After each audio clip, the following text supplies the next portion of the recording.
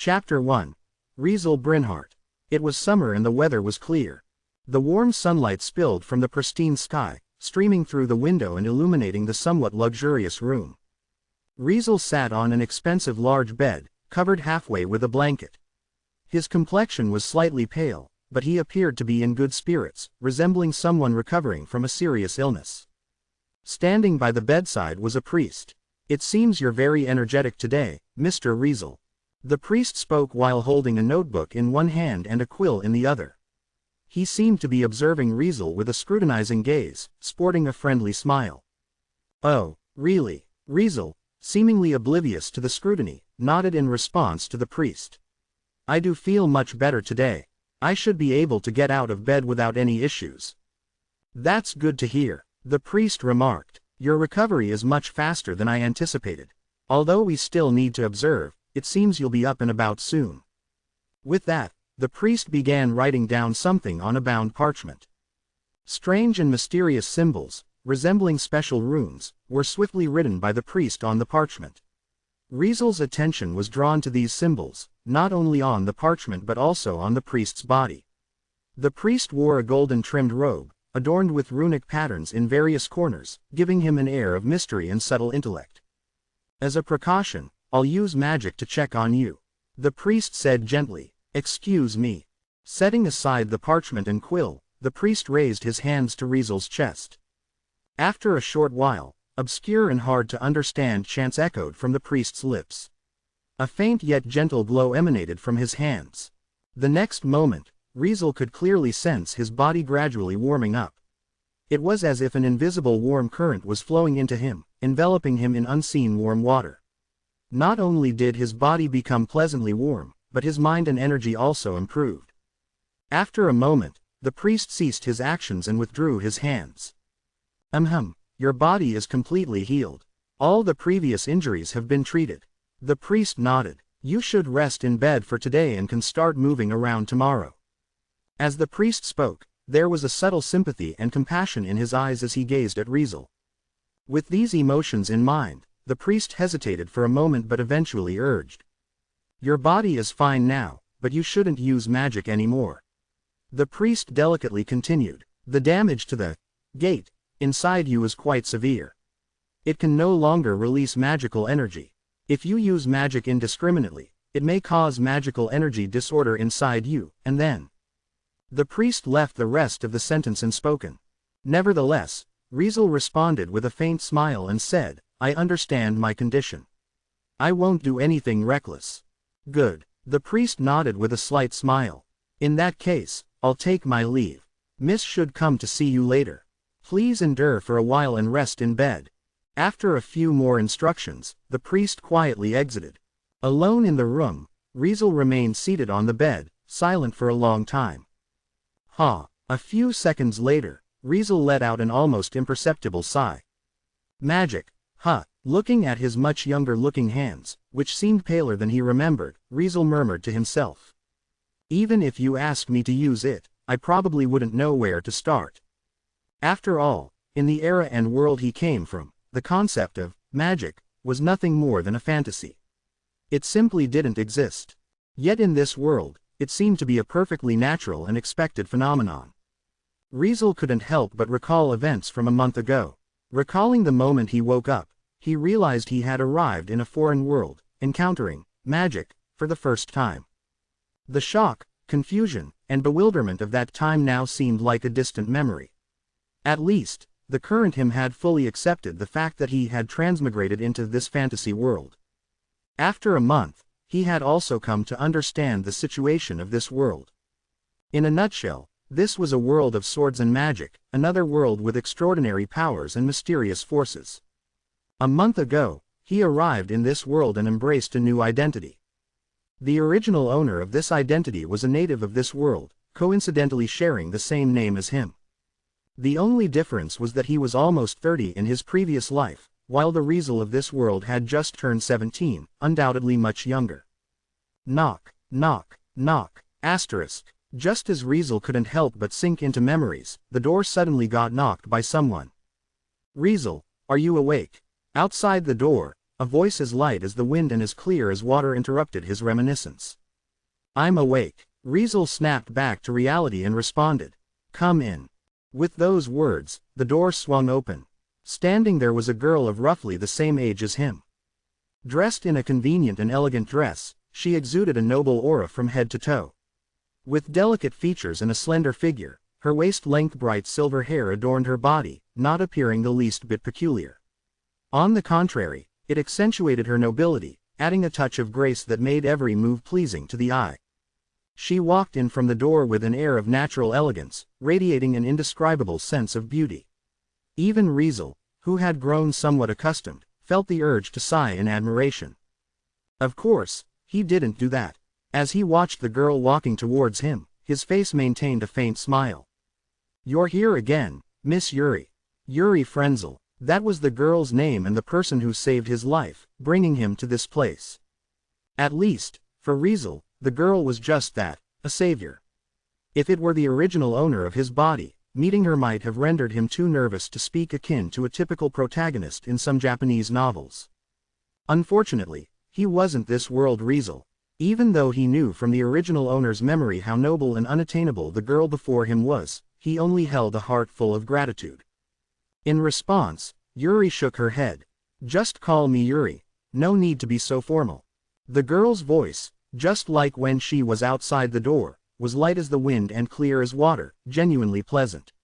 Riesel even thought, somewhat impolitely, that with a voice like hers, she was wasting her talent for not becoming a singer. "Judging by your appearance, it seems you've recovered quite well." Yuri sat down at his bedside, observing him carefully. "How are you feeling? Can you get out of bed?" "Tomorrow should be fine," Riesel replied, expressing gratitude. "Thanks for your care, Miss Yuri. I'll repay this favor sooner or later. I've said it before, no need to be so formal." Yuri sighed lightly. "Your current situation is somewhat related to me. It's strange to see you so polite now. Wouldn't it be better if you were like in the beginning?" Maybe recalling that time improved her mood somehow. But this left him somewhat speechless. Back then, his attitude was far from good. He just couldn't help it. When he first transmigrated into this world, he woke up in bed, in excruciating pain with severe injuries all over, while an unknown girl stood by his side. His initial reaction was naturally filled with hostility and caution. If it weren't for later realizing that something extraordinary happened to his body, Riesel would have thought he stumbled upon a dirty conspiracy, and some people were trying to harm him again. Memories from his previous life flowed through, causing a slight ache in his heart. Thinking about it, my situation in this world doesn't seem much different from my previous world. Riesel self-mocked in his mind. Not knowing what he was thinking, Yuri noticed his sudden silence and changed the topic, whether intentionally or unintentionally. "Still no way to repair your gate?" Yuri inquired. Though it seemed like a change of topic, what she brought up was, to some extent, more sensitive than their previous conversation. "No," Riesel maintained his calm expression. "The damage seems quite extensive, with no signs of recovery. I was just warned not to use magic." "Really?" Yuri sounded somewhat regretful. In this world, the ability to use magic directly determines one's social status. To use magic, one needed a certain amount of magical energy. Magical energy was the fuel for magic. Without it, magic was impossible. Fortunately, people in this world were born with magical energy. The difference lay in the quantity. Some had more, some had less, and some had enough to use magic, while others did not. The so-called gate referred to a kind of nerve in the human body with magical properties. It served as a switch, a channel, and a storage for storing magical energy, the source of using magic. Once the gate was damaged, it became difficult to call upon magical energy. In severe cases, the stored magical energy could be lost entirely. His gate was damaged. What's more, it was intentionally damaged by someone. "Have you found out who did it?" Riesel asked nonchalantly. "Who wants to harm me? This was the reason he ended up in this place. He, or rather, his body's original owner, was murdered a month ago. He was severely injured and didn't make it through. Riesel thus transmigrated, took the dead body, saved by Yuri, and spent a whole month recovering in this luxurious mansion as Riesel Brynhart." Chapter 2. Dimensional Magic Cube. Riesel Brinhart was a genius. Not because of his keen insight or exceptionally high innate skill, but simply because the world had favored him, giving him a natural advantage over many others. He wasn't some influential figure with a background that reached the skies. On the contrary, he hailed from the ignored countryside, where generations of his family were farmers, and even his grandfather was a slave. One can easily imagine how humble his origins were. Yet, Riesel was undeniably fortunate. He was born with an abundance of magical energy. Recognizing this, unwilling to be just a farmer or a slave, he abandoned the plan to be handed over to a lord by his grandfather and family. Escaping from the obscure rural territory of his childhood, he made his way to the estate of a great noble. There, he participated in the entrance test for the National Magic School, which happened to be held there. His naturally powerful magical energy effortlessly caught the attention of the higher-ups at the magic school. He was smoothly ushered into the continent's most prestigious academy, becoming a sensation in the renowned institution. Riesel Brinhart's reputation as a genius stemmed precisely from this. His insight wasn't extraordinary, and his innate skill in magic wasn't exceptionally high. Still, because of his outstanding innate magical energy, he became the envy of many. All of this was because in this world, though everyone had magical energy, its quantity was a natural talent determined at birth and couldn't be changed through effort later. In other words, the amount of magical energy one's body possessed at birth determined their magical ability throughout their life. This meant that many people were destined from birth to never become magicians, no matter how hard they tried. Conversely, some who were blessed with an abundance of magical energy could effortlessly become magicians, performing high-rank, high-powered magic that others could only dream of, making them so-called geniuses. Riesel Brinhart was one such person. He was praised by many. He was complimented by many. People gathered around him, and even some highly influential figures tried to win his favor. The kingdom itself valued him greatly. It was said that even the king remembered his name. Now, the question arises. What happens to a humble, inexperienced country boy, who has been living a simple life, when he comes to the big city and is showered with compliments, support, and praise from everyone? After experiencing the temptations of the dazzling world, what does he become? Will he, like the main characters in some novels, strive hard, resist all temptations, and become the strongest, fundamentally changing his fate? No. At least, Riesel could confidently say one thing. In this kind of environment, the possibility of a person turning bad is countless times greater than the possibility of turning good. The original owner of the body knew this well. Amidst the praise, compliments, flattery, and support from those around him, the original owner easily forgot about hard work, forgot about diligence, and fell into the sugar-coated bullets of others, unable to free himself. The result was that the original owner became completely ignorant and incompetent, relying on the so-called talent as an excuse. He spent his days indulging in pleasure with some noble children. Although he didn't reach the point of bullying and oppressing others, he gradually became so arrogant that no one else mattered. He became self-conceited, thinking he had surpassed everyone else, unwilling to associate with those of humble birth, and spent his days fooling around with a group of noble children. Finally, the calamity that would wake the original owner from his dream arrived. On a night just a month ago, after fooling around with a group of noble children and preparing to return to the academy, he was attacked. He not only suffered severe injuries but also had the gate in his body destroyed, rendering him unable to use magic. From here, the fall from grace of this genius began. Understanding this, the original owner met a tragic end. His final thoughts were not of regret for everything he had done so far, but rather an unwillingness to accept the future of returning to the days as a lackey. In such a situation, Riesel arrived and replaced this world Riesel, then brought by Yuri, who mistakenly thought he had been successfully rescued, back to her mansion. For this body's original owner, Riesel had no sympathy or pity. This outcome could be considered self-inflicted. Riesel remarked inwardly. In his previous life, Riesel's environment was somewhat similar to the original owner's, filled with sweet words and flattery. However, unlike the original owner, Riesel saw through the true faces behind the smiling facades of those people, feeling disgusted by their ulterior motives and the environment he was in. Now, having left his original world and entered another world was a kind of liberation for him. With this in mind, Riesel originally had no intention of investigating the attack on his body's original owner.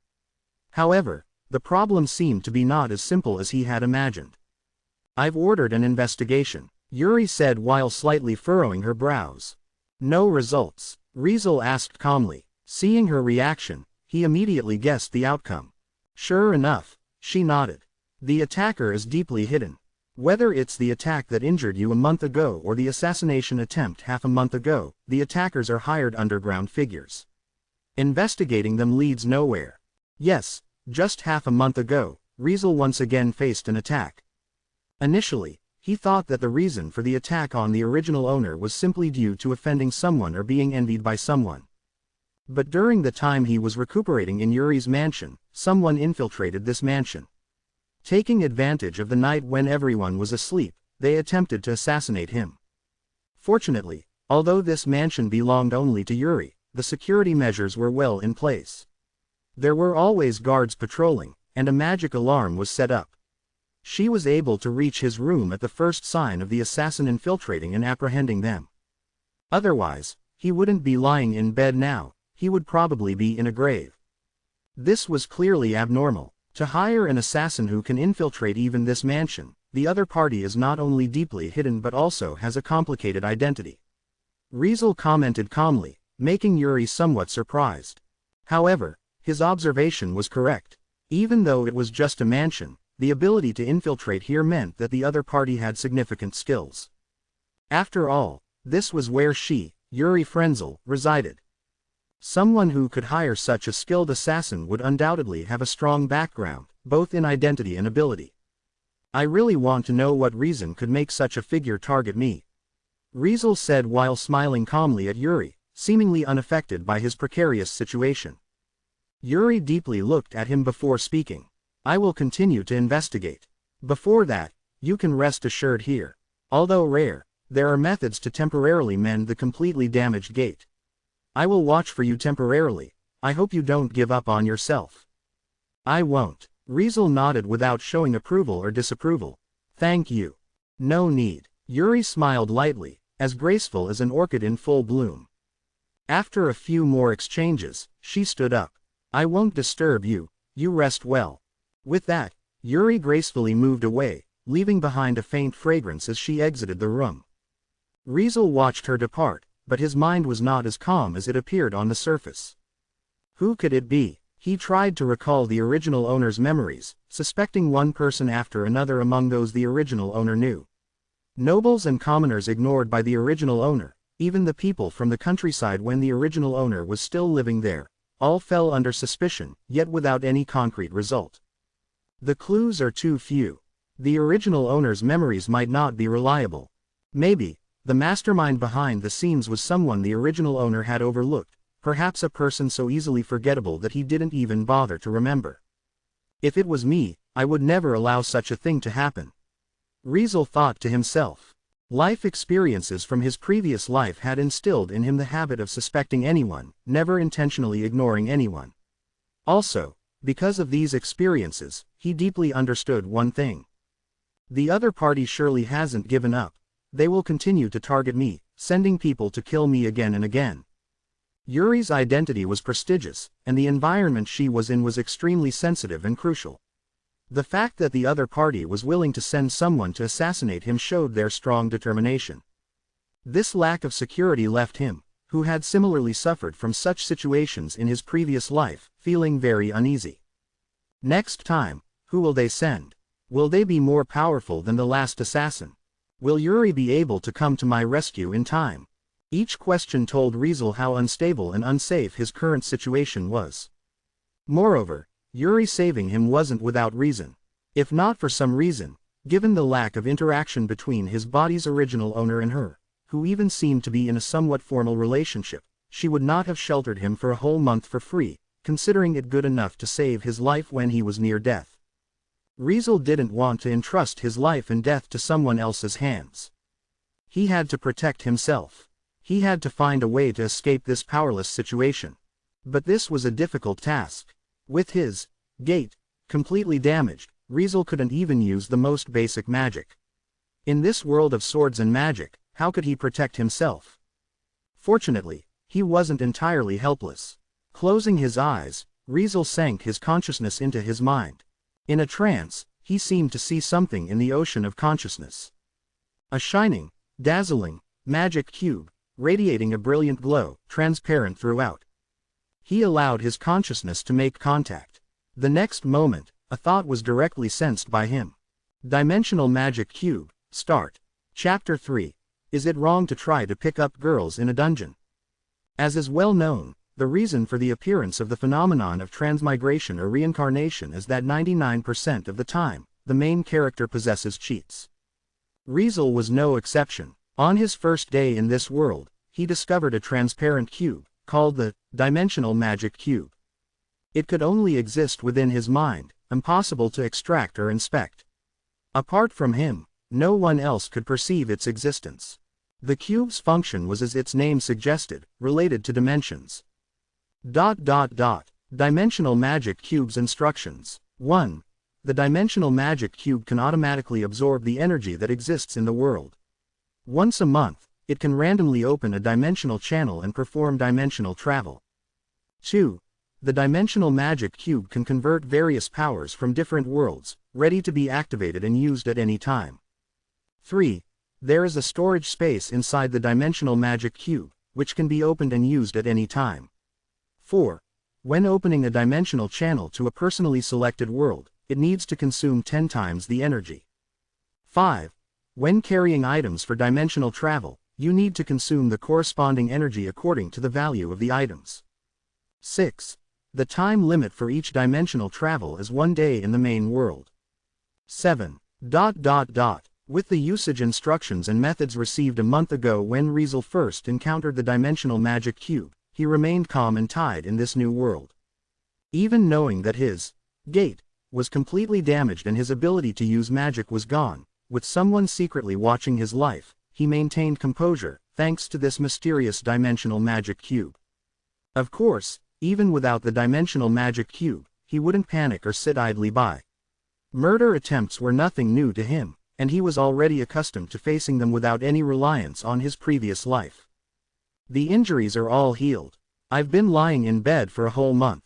I can use the random dimensional travel function, right? Whether it was Yuri or the priest insisting Riesel rest for another day, he decided to make the most of this day. Without further ado, he closed his eyes and lay down, beginning to operate the Dimensional Magic Cube. Activate the dimensional channel. As his consciousness conveyed instructions to the Dimensional Magic Cube, the transparent cube began rotating in his mind. Instructions accepted, starting the activation of the dimensional channel. Sufficient energy, beginning the construction of the dimensional channel. Built successfully. Suddenly, the transparent cube in his mind moved. It initially rotated like a 3D animation, each cell detaching from the main body, breaking down into numerous transparent cells that rotated and interlaced.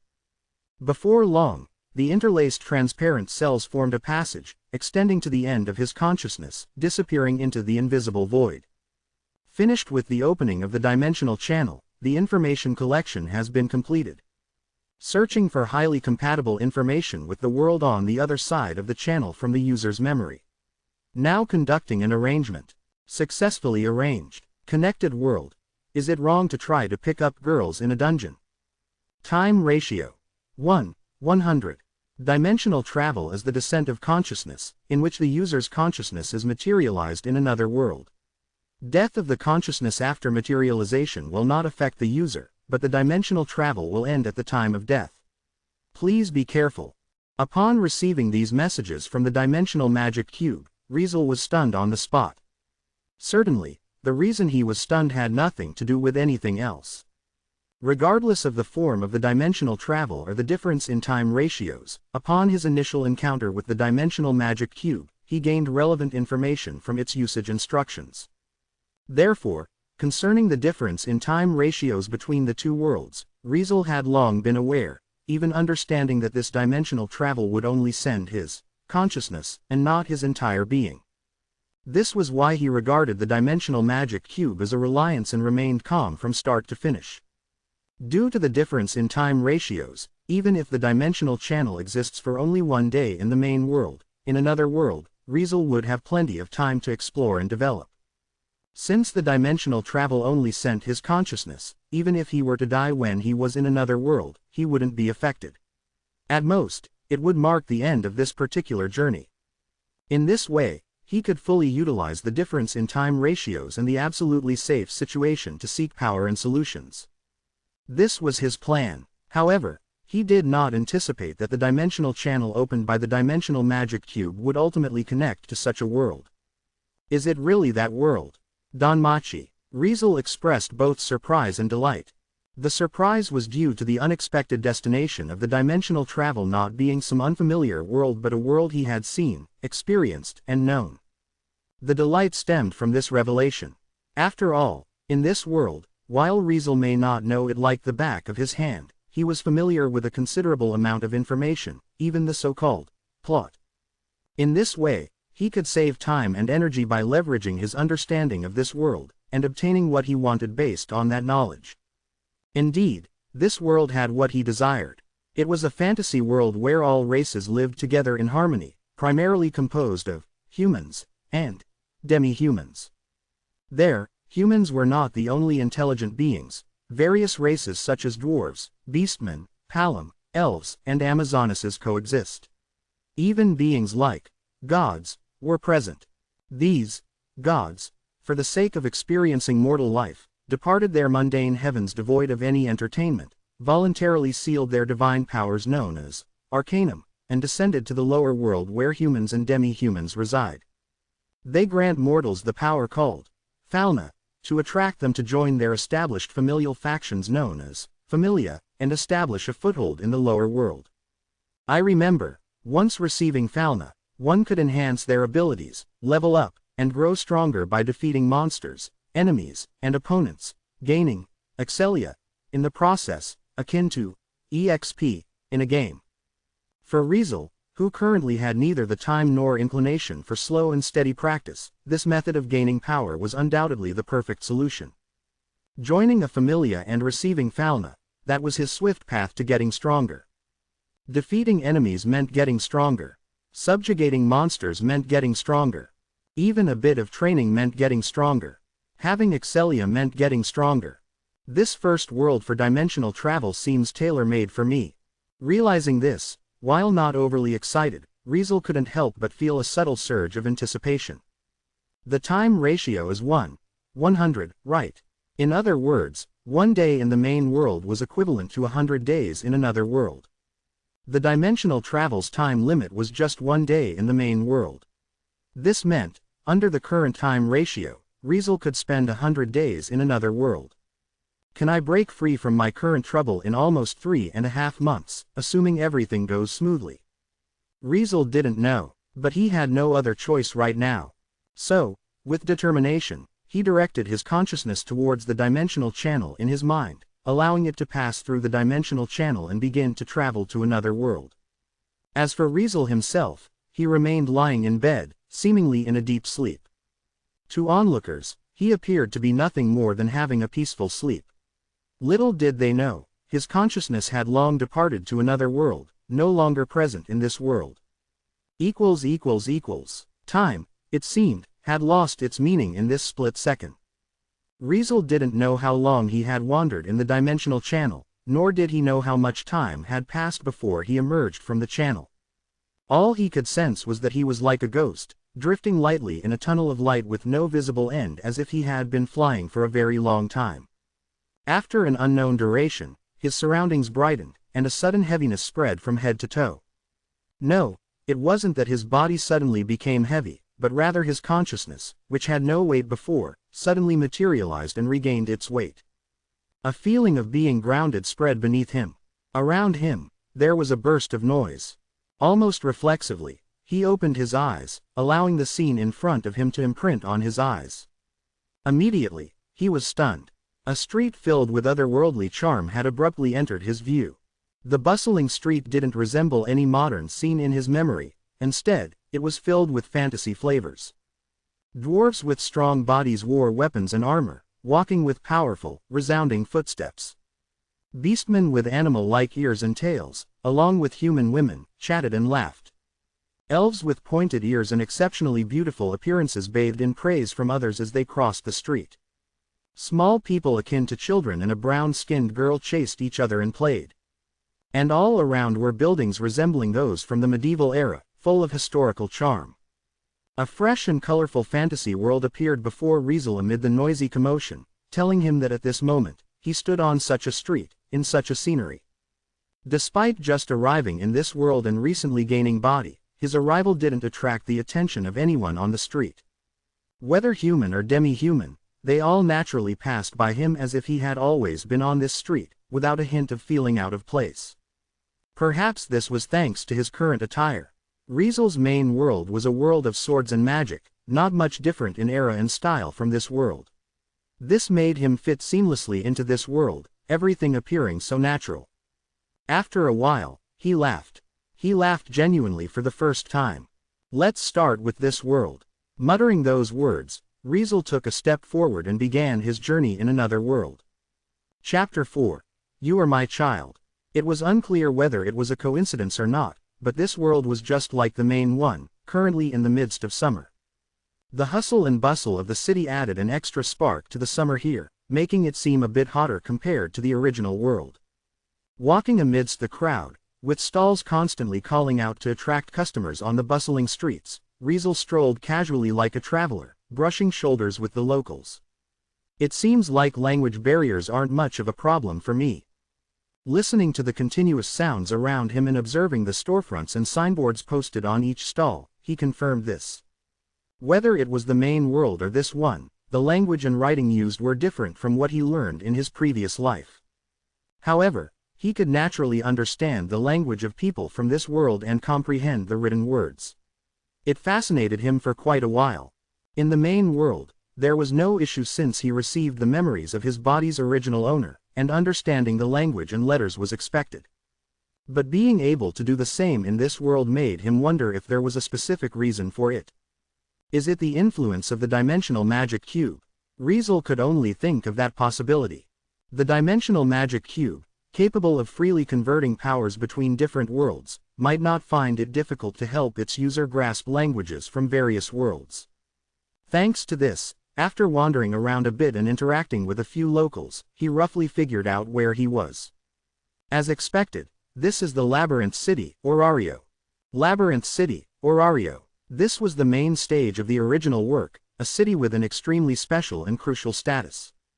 Built on top of an underground labyrinth, it suppressed the labyrinth called dungeon below, like a fortress lid, preventing the monsters inside from escaping outside. Due to the existence of the dungeon and its monsters, countless races converged in this city, seeking adventure and the unknown, making this city the unparalleled bustling city above ground. Therefore, it was considered the center of the world, excelling in adventure, trade, entertainment, and conflict, attracting many experts, merchants, and even gods. This works out perfectly. Riesel nodded and spoke inwardly. With the dungeon here and so many monsters to subjugate, after receiving a blessing from a god, I can also grow at the fastest rate. Moreover, being the main stage of the original work, many familiar people, events, and things were here, allowing him, who was familiar with the plot, to gain the advantage of knowing the future and receiving tangible or intangible help. The current top priority should be to quickly find a familia to join. Riesel began to ponder. A familia was a developmental organization and a family force established by the gods for their own purposes.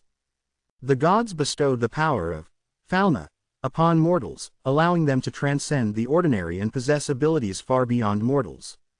Those who received fauna joined a god's familia as the god's child, following their familia's policies and providing the resources necessary for their familia and their god to continue operating and surviving. Strictly speaking, it was a mutually beneficial, interdependent relationship. Of course, mortals varied in quality, some strong and some weak, and the same went for the familia. Although the blessing received from any god didn't differ fundamentally, due to differences in management philosophy and operational methods, the strength, influence, and position of major familias varied. Some familias were newly established or struggling, making them relatively weak. Others thrived, with numerous members, making them much more powerful, gathering various experts and resources. There were also familias primarily established for business, with members lacking combat power. Some familias even existed and operated outside of Orario in the form of nations. This was just the basic difference. If one delved deeper, factors such as the personality of the god who established the familia, the internal environment of the familia, and the presence of negative influences had to be considered.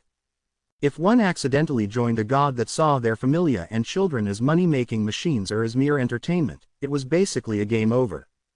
After all, gods in this world voluntarily sealed their arcanum as they descended to the lower world for the sake of playing. Most of them were all about pleasure and entertainment.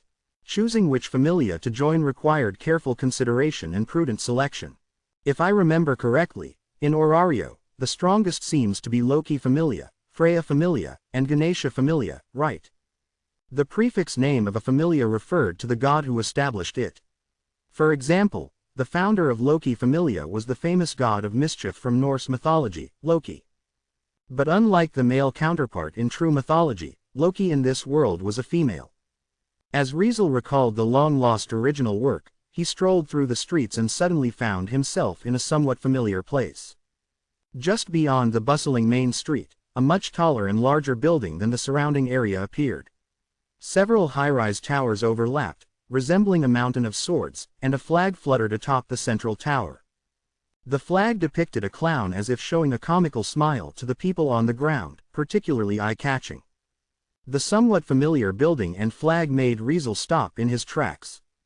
Loki familia, the clown flag, precisely the symbol of Loki familia, one of Orario's strongest familias. Riesel unexpectedly found himself in the heart of their base. Could it be, this is fate?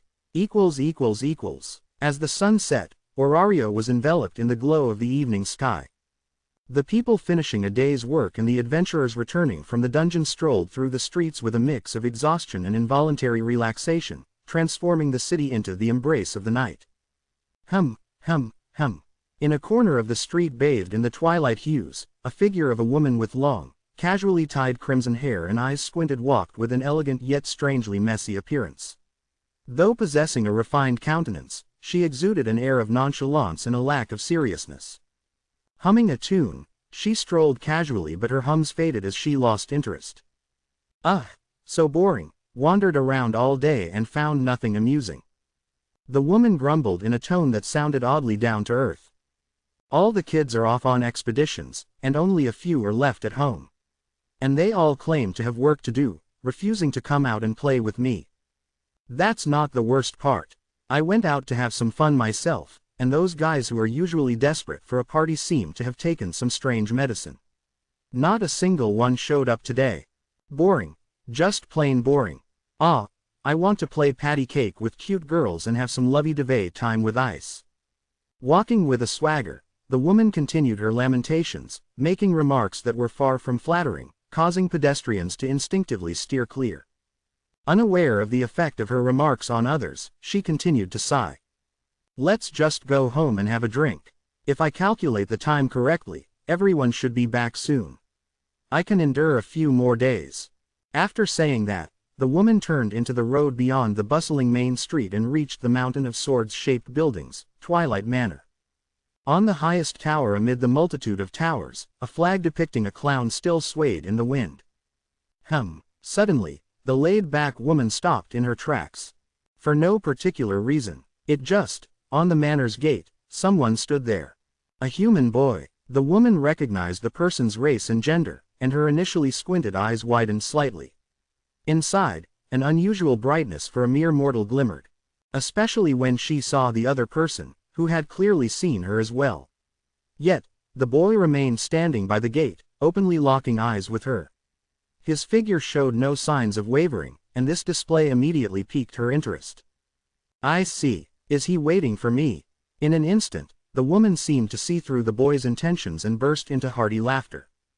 Her smile, reminiscent of the clown's whimsical grin hanging on the flag at the highest point of Twilight Manor, added an inexplicable touch to the atmosphere.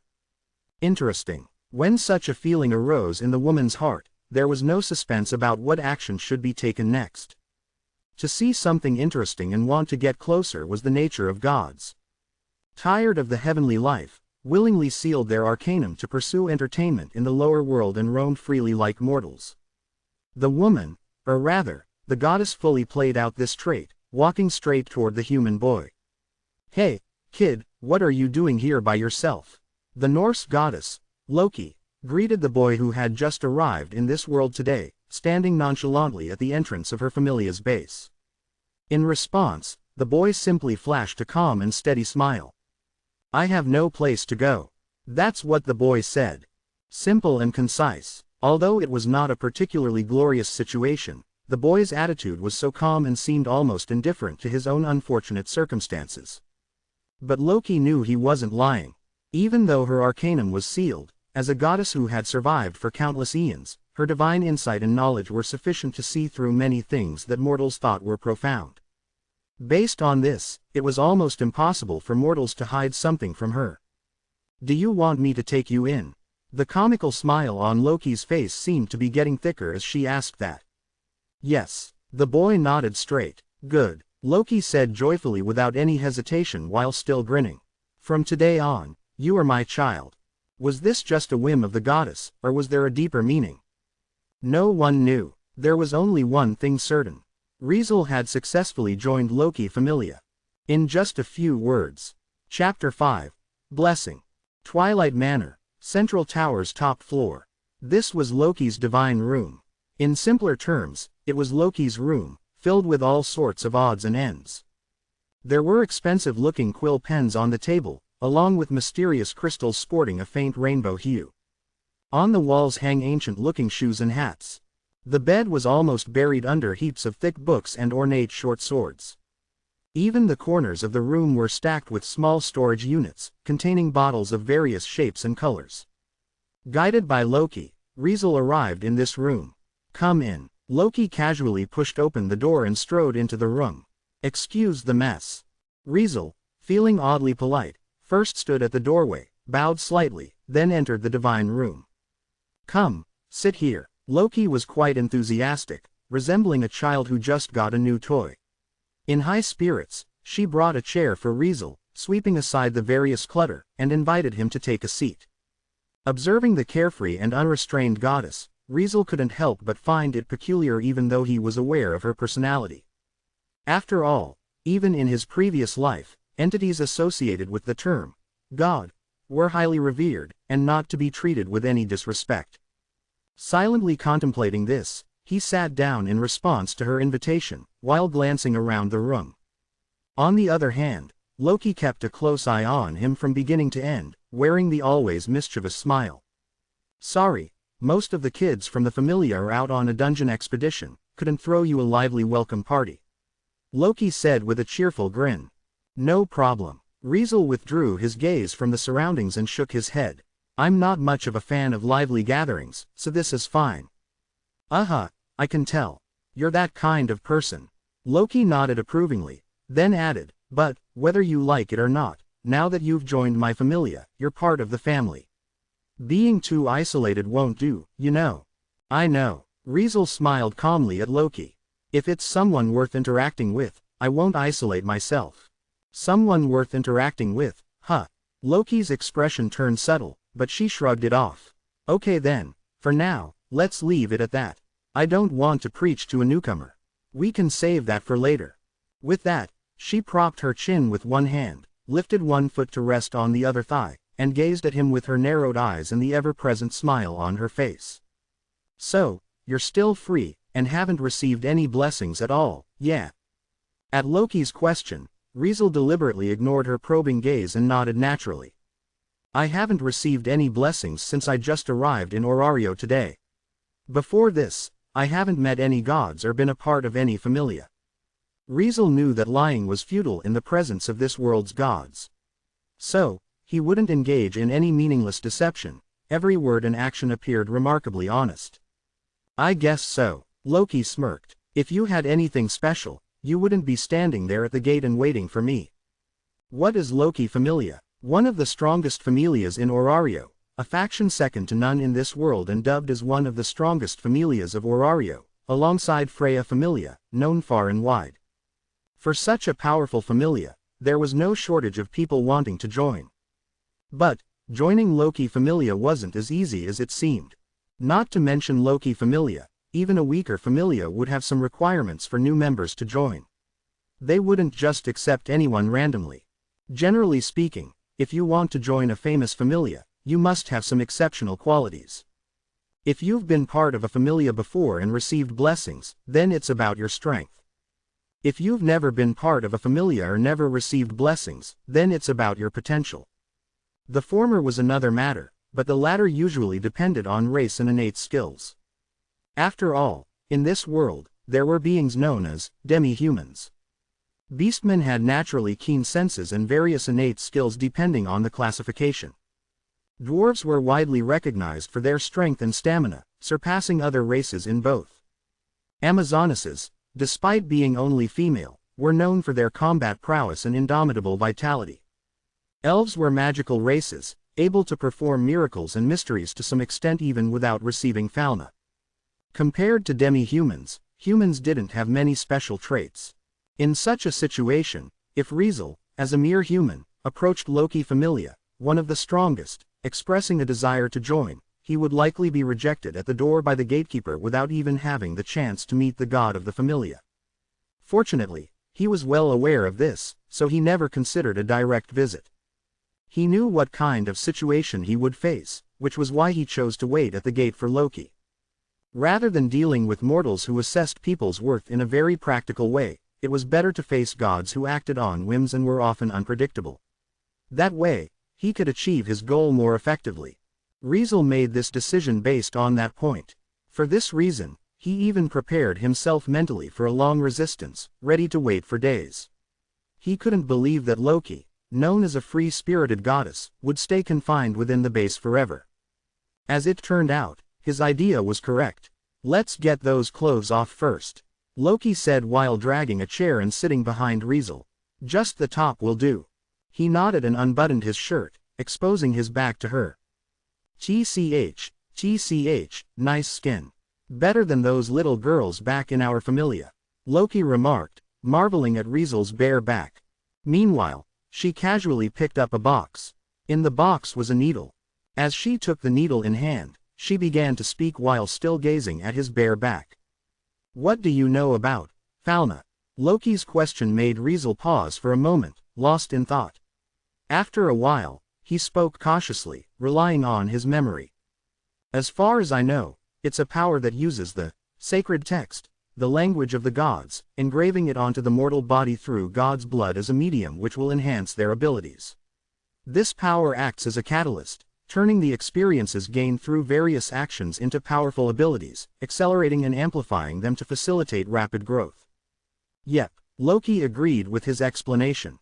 "The Excelia, invisible to the naked eye of the mortals, is essentially your own history. We gods use fauna to extract this history, turning it into nourishment for your growth. It allows you to grow at an unimaginable speed and get stronger. That's the only role we gods play in the lower world." With that, Loki pricked her own finger with the needle, and a drop of blood oozed out. Using the blood, she drew a pattern on Riesel's back. He could feel her fingertips sliding on his back.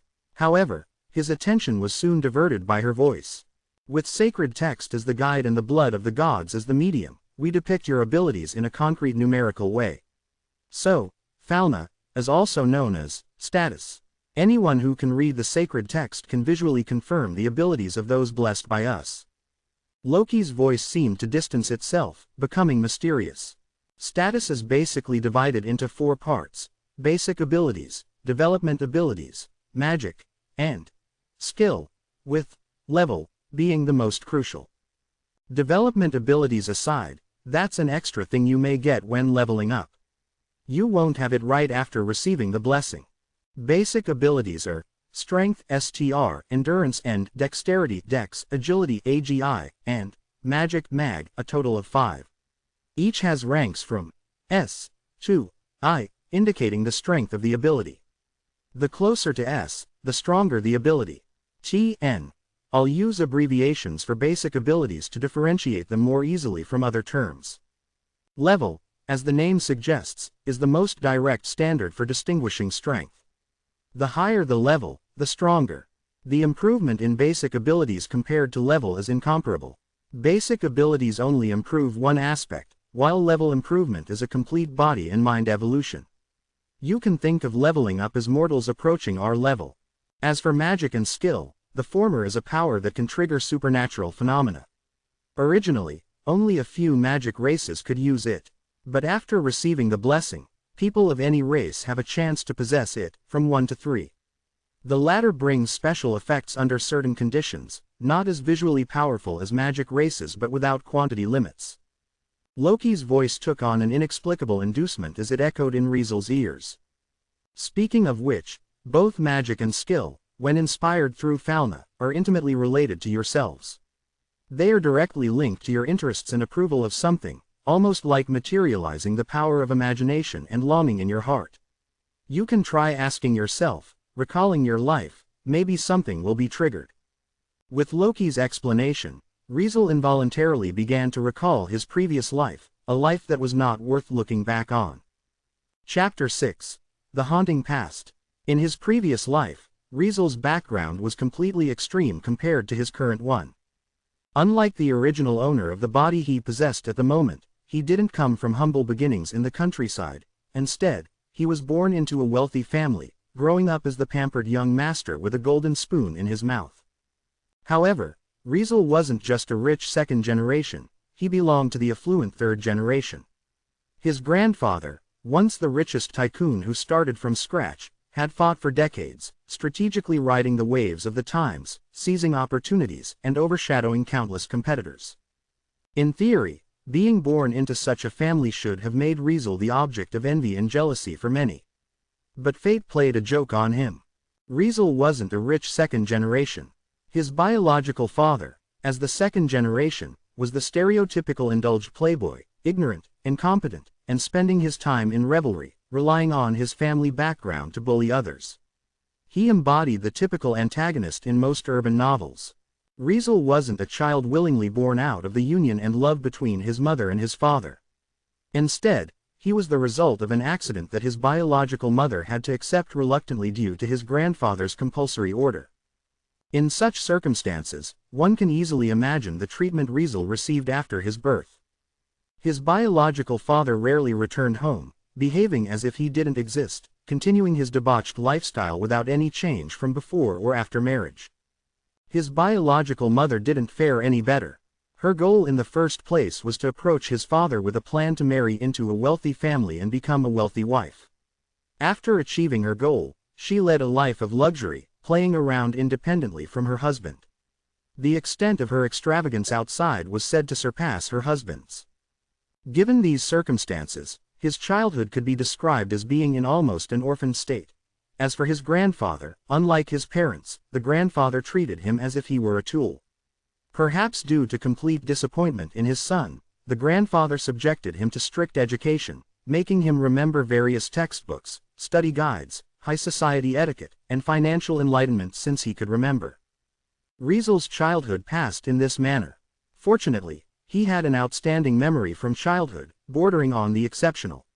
Though not to the level of photographic memory, whenever he put effort into memorizing, regardless of comprehension, he could rapidly recall a variety of knowledge.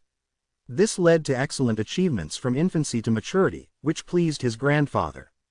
Yet, because of his exceptional memory, he vividly remembered many events from infancy to maturity clearly, such as the kidnapping attempt at 6, the near-fatal accident with a crazed driver at 12, and the poison discovered in the toasts from relatives during his birthday at 18.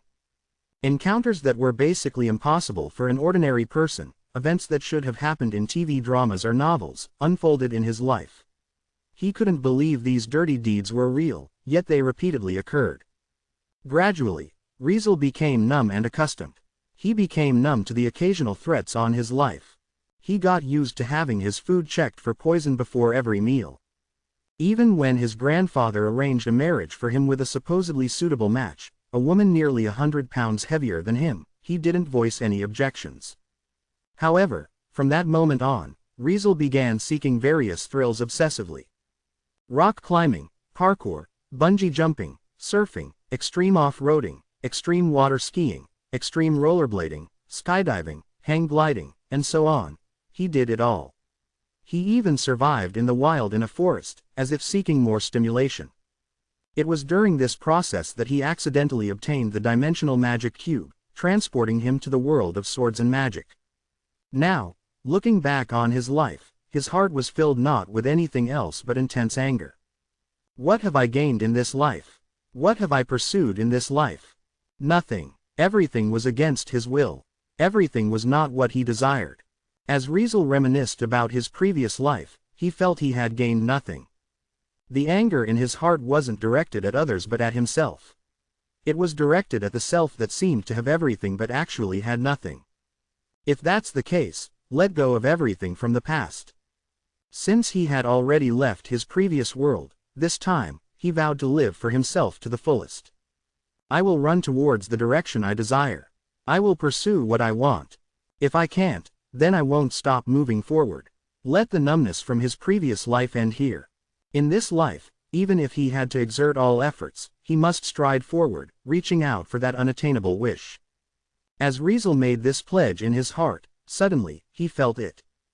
Behind him, the finger that had been continuously moving until just now, sketching something, came to a halt. Really? Loki's voice was no longer distant. Instead, it sounded as if she were astonished or muttering to herself. What happened? Riesel instantly shook off the haunting memories, then asked doubtfully. However, this question did not elicit any response. Loki remained silent, causing Riesel to furrow his brow in perplexity. He, ha ha ha. Not long after, Loki burst into laughter, the volume increasing with each moment, growing more excited. When Riesel couldn't resist turning to look at her, he found she was already standing up, dancing and gesturing wildly. I've struck gold. I've hit the jackpot. Loki, the goddess of the Loki familia, one of the strongest familias in Orario, seemed to have gone mad, dancing and laughing uproariously. First Finn, now Riesel. My luck in the lower world has definitely improved. After a long time, I've found a gem on the streets again, and this time, it's a damn good haul. Freya, see how you can compete with me now. Ha ha ha ha. Loki was so excited that Riesel took a step back, finding her eccentric behavior a bit overwhelming. What the hell? Riesel could only mumble helplessly. He. After a while, she seemed to have gotten her fill of madness. With a mischievous grin, she approached him. Seeing this, Riesel reflexively tried to put on his clothes. Don't. Loki quickly stopped him, the excitement on her face impossible to conceal. I haven't imprinted your status yet. After saying that, she took out a piece of parchment from somewhere, and her squinted eyes opened wide. Inside, the sacred text that even Riesel couldn't understand flowed. Take a good look at the blessing you've received, kiddo. Loki said with a smile that was hard to conceal. Don't blink, okay. She stuck the parchment to his back, spun her finger, and imprinted his status from his back. Taking advantage of this opportunity, he also turned around and faced a mirror in the corner of the room. The next moment, he saw the pattern on his back. His previously smooth back now had an engraving that resembled both a stone tablet and a crest. The engraving was roughly similar to Loki Familia's flag, both depicting the face of a clown. This was precisely the fauna that Riesel had received, proof that he had become a member of Loki Familia and the child of the goddess of mischief.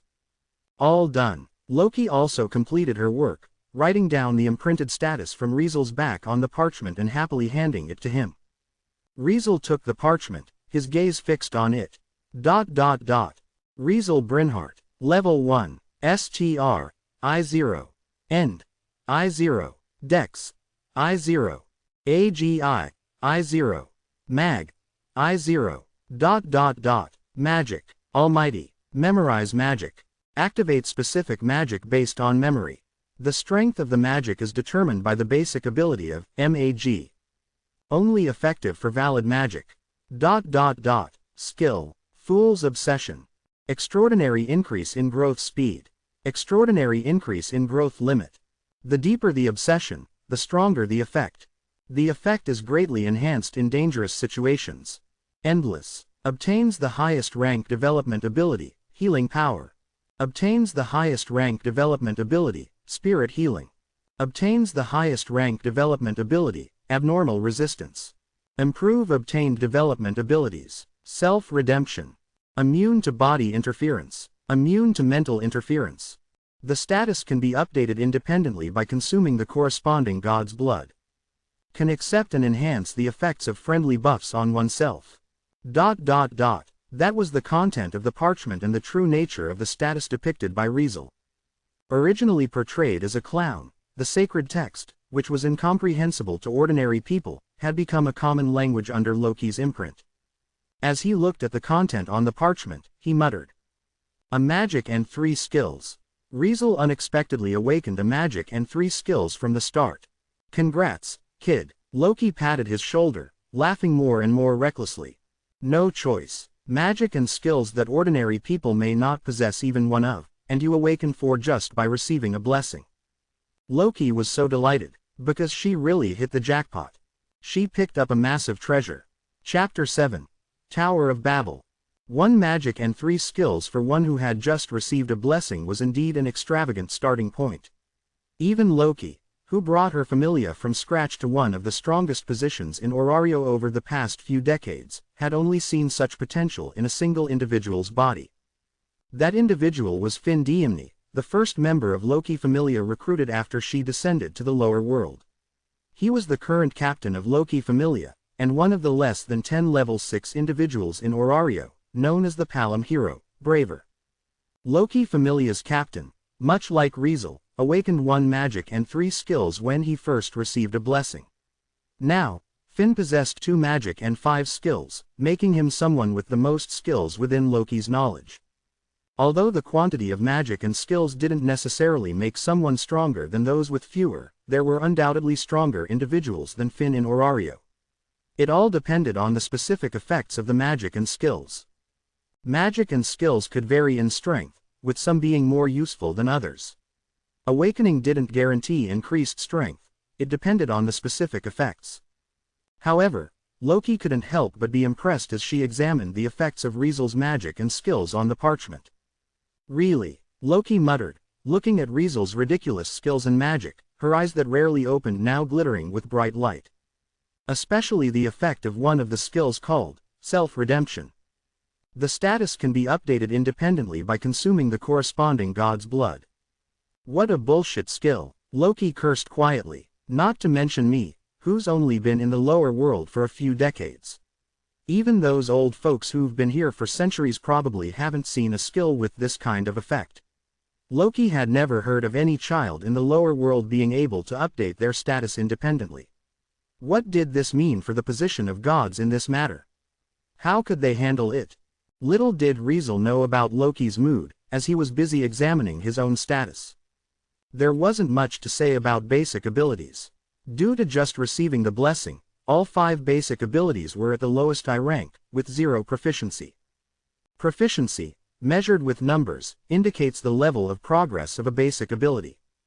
0 to 99 is I, 100 to 199 is H, 200 to 299 is G, 300 to 399 is F, and so on. When proficiency upgraded to 900 to 999, it became S. The highest tier for basic abilities was generally considered to be S, with a proficiency limit of 999. To enhance proficiency in basic abilities and advance, the only method was to frequently use that ability. Want to improve? STR. Use forceful attacks frequently. Want to enhance? END. Endure attacks frequently. Want to boost? AGI. Increase speed and move frequently. Want to enhance? MAG. Use magic frequently, and so on. As the ability was used more frequently, proficiency also increased. Only when it approached the highest value of 999 and the ability reached S rank did the growth in proficiency slow down. It was said that there were very few people who could upgrade their basic ability to the highest evaluation S rank, and even reaching A rank and B rank was quite rare. Of course, being someone familiar with the original work, Riesel knew that some people could easily surpass this theoretical upper limit. Yes, it was the main character from the original work. I wonder if I can break through this limit. While Riesel pondered such matters, most of his attention was focused on his own magic and skills. When he saw his unique magic named Almighty, his gaze paused slightly. Memorize magic, huh? Riesel's heart self-deprecatingly remarked. In the end, my only strength is my memory. Clearly, this magic was a manifestation of his outstanding memory, also a representation of his innate skill worth boasting about from his previous life. Perhaps the reason it manifested in the form of magic was related to the fact that the original owner of his body was a native of a world with magic, naturally possessing strong magical energy. As for his 3 skills, they were completely crystallized from his heart's obsession. Riesel tentatively noted down the effects of these magic and skills, intending to explore them in the future. At this moment, Loki seemed to have organized her thoughts and spoke again. I will lock your status with my blood, hiding the status to prevent others from peering. Loki picked up the needle again, pricked her finger, and touched Riesel's back. Also, I'll remind you, status is the biggest secret of everyone blessed. Generally, except for the most trusted familia members and the god of your familia, you shouldn't disclose information about your status to anyone. This is to avoid your power being figured out by those with ill intentions, attracting unnecessary trouble. Loki's face turned serious for the first time, looking at Riesel with great sincerity. Especially you, Riesel. Apart from familia members, you better not let anyone know about your magic and skills. There was no doubt that his magic and skills were abilities beyond the norm. Perhaps he still needed to explore, but as a goddess with broad knowledge and extraordinary insight, Loki could already see their capabilities and potential. It was something that would undoubtedly shock and even drive certain entities crazy. Therefore, she must remind him of this matter with seriousness. Got it, Riesel nodded. Naturally, he wouldn't casually reveal his status to outsiders. He knew that the things you could keep hidden were often the keys to victory and the aces up your sleeve. Good that you understand, kiddo. Loki finally relaxed but then grinned mischievously. Of course, you don't have to be overly cautious. Loki Familia isn't just any random group. If anyone dares to make a move on you without good reason, they better be ready to lose some hands. Loki, with blood on her fingertips, made a mark on Riesel's back. Ripples spread across his back like the surface of a disturbed pond. Before long, his status on the back vanished and was locked. Unless she used her blood to unlock it, or someone resorted to forbidden means, no one could reveal it. Riesel felt he could probably unlock it himself using Loki's blood, given his acquired skill. However, he had no intention of doing so. All set, Loki clapped her hands, looking triumphant and satisfied. Riesel, now dressed, burned the parchment with his status written on it by the lamp and then turned to Loki. When can I go to the dungeon? Riesel asked calmly. The hell, are you in a hurry? Loki rolled her eyes. Just received a blessing, and you're already itching to dive into the dungeon. Aren't you tired, kiddo? According to Riesel's story, he had just arrived in Orario today. Though Loki didn't know where he came from, wanting to join Loki Familia on the first day, receiving a blessing, and immediately expressing a desire to enter the dungeon suggested remarkable energy. You better rest well first. Once you're settled, we can discuss other matters. I'll have someone take you to an empty room.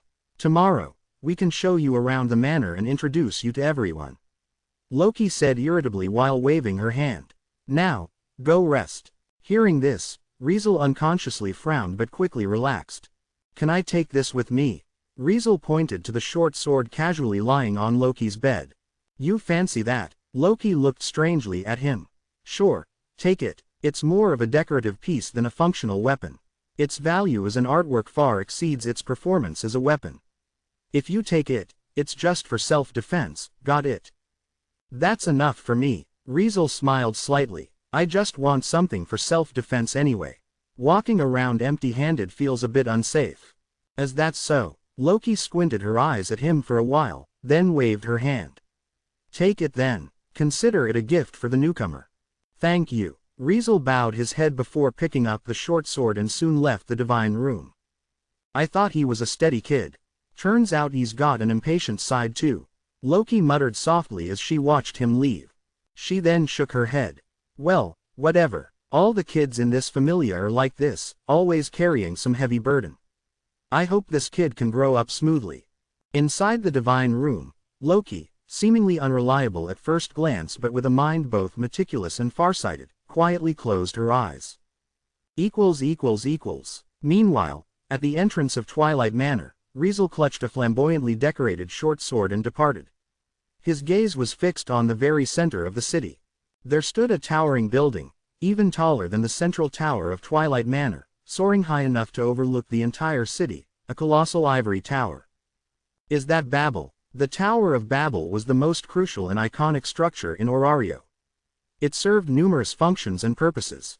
Among its various functions and purposes, the most vital was acting as the lid for the dungeon, suppressing the entrance of the dungeon beneath the tower. Yes, the entrance to the dungeon lay right beneath that ivory giant. Sorry, Loki. In Riesel's eyes, a glint of cold determination flickered. I don't have much time. He immediately headed in the direction of Babel. His goal was the dungeon. Chapter 8.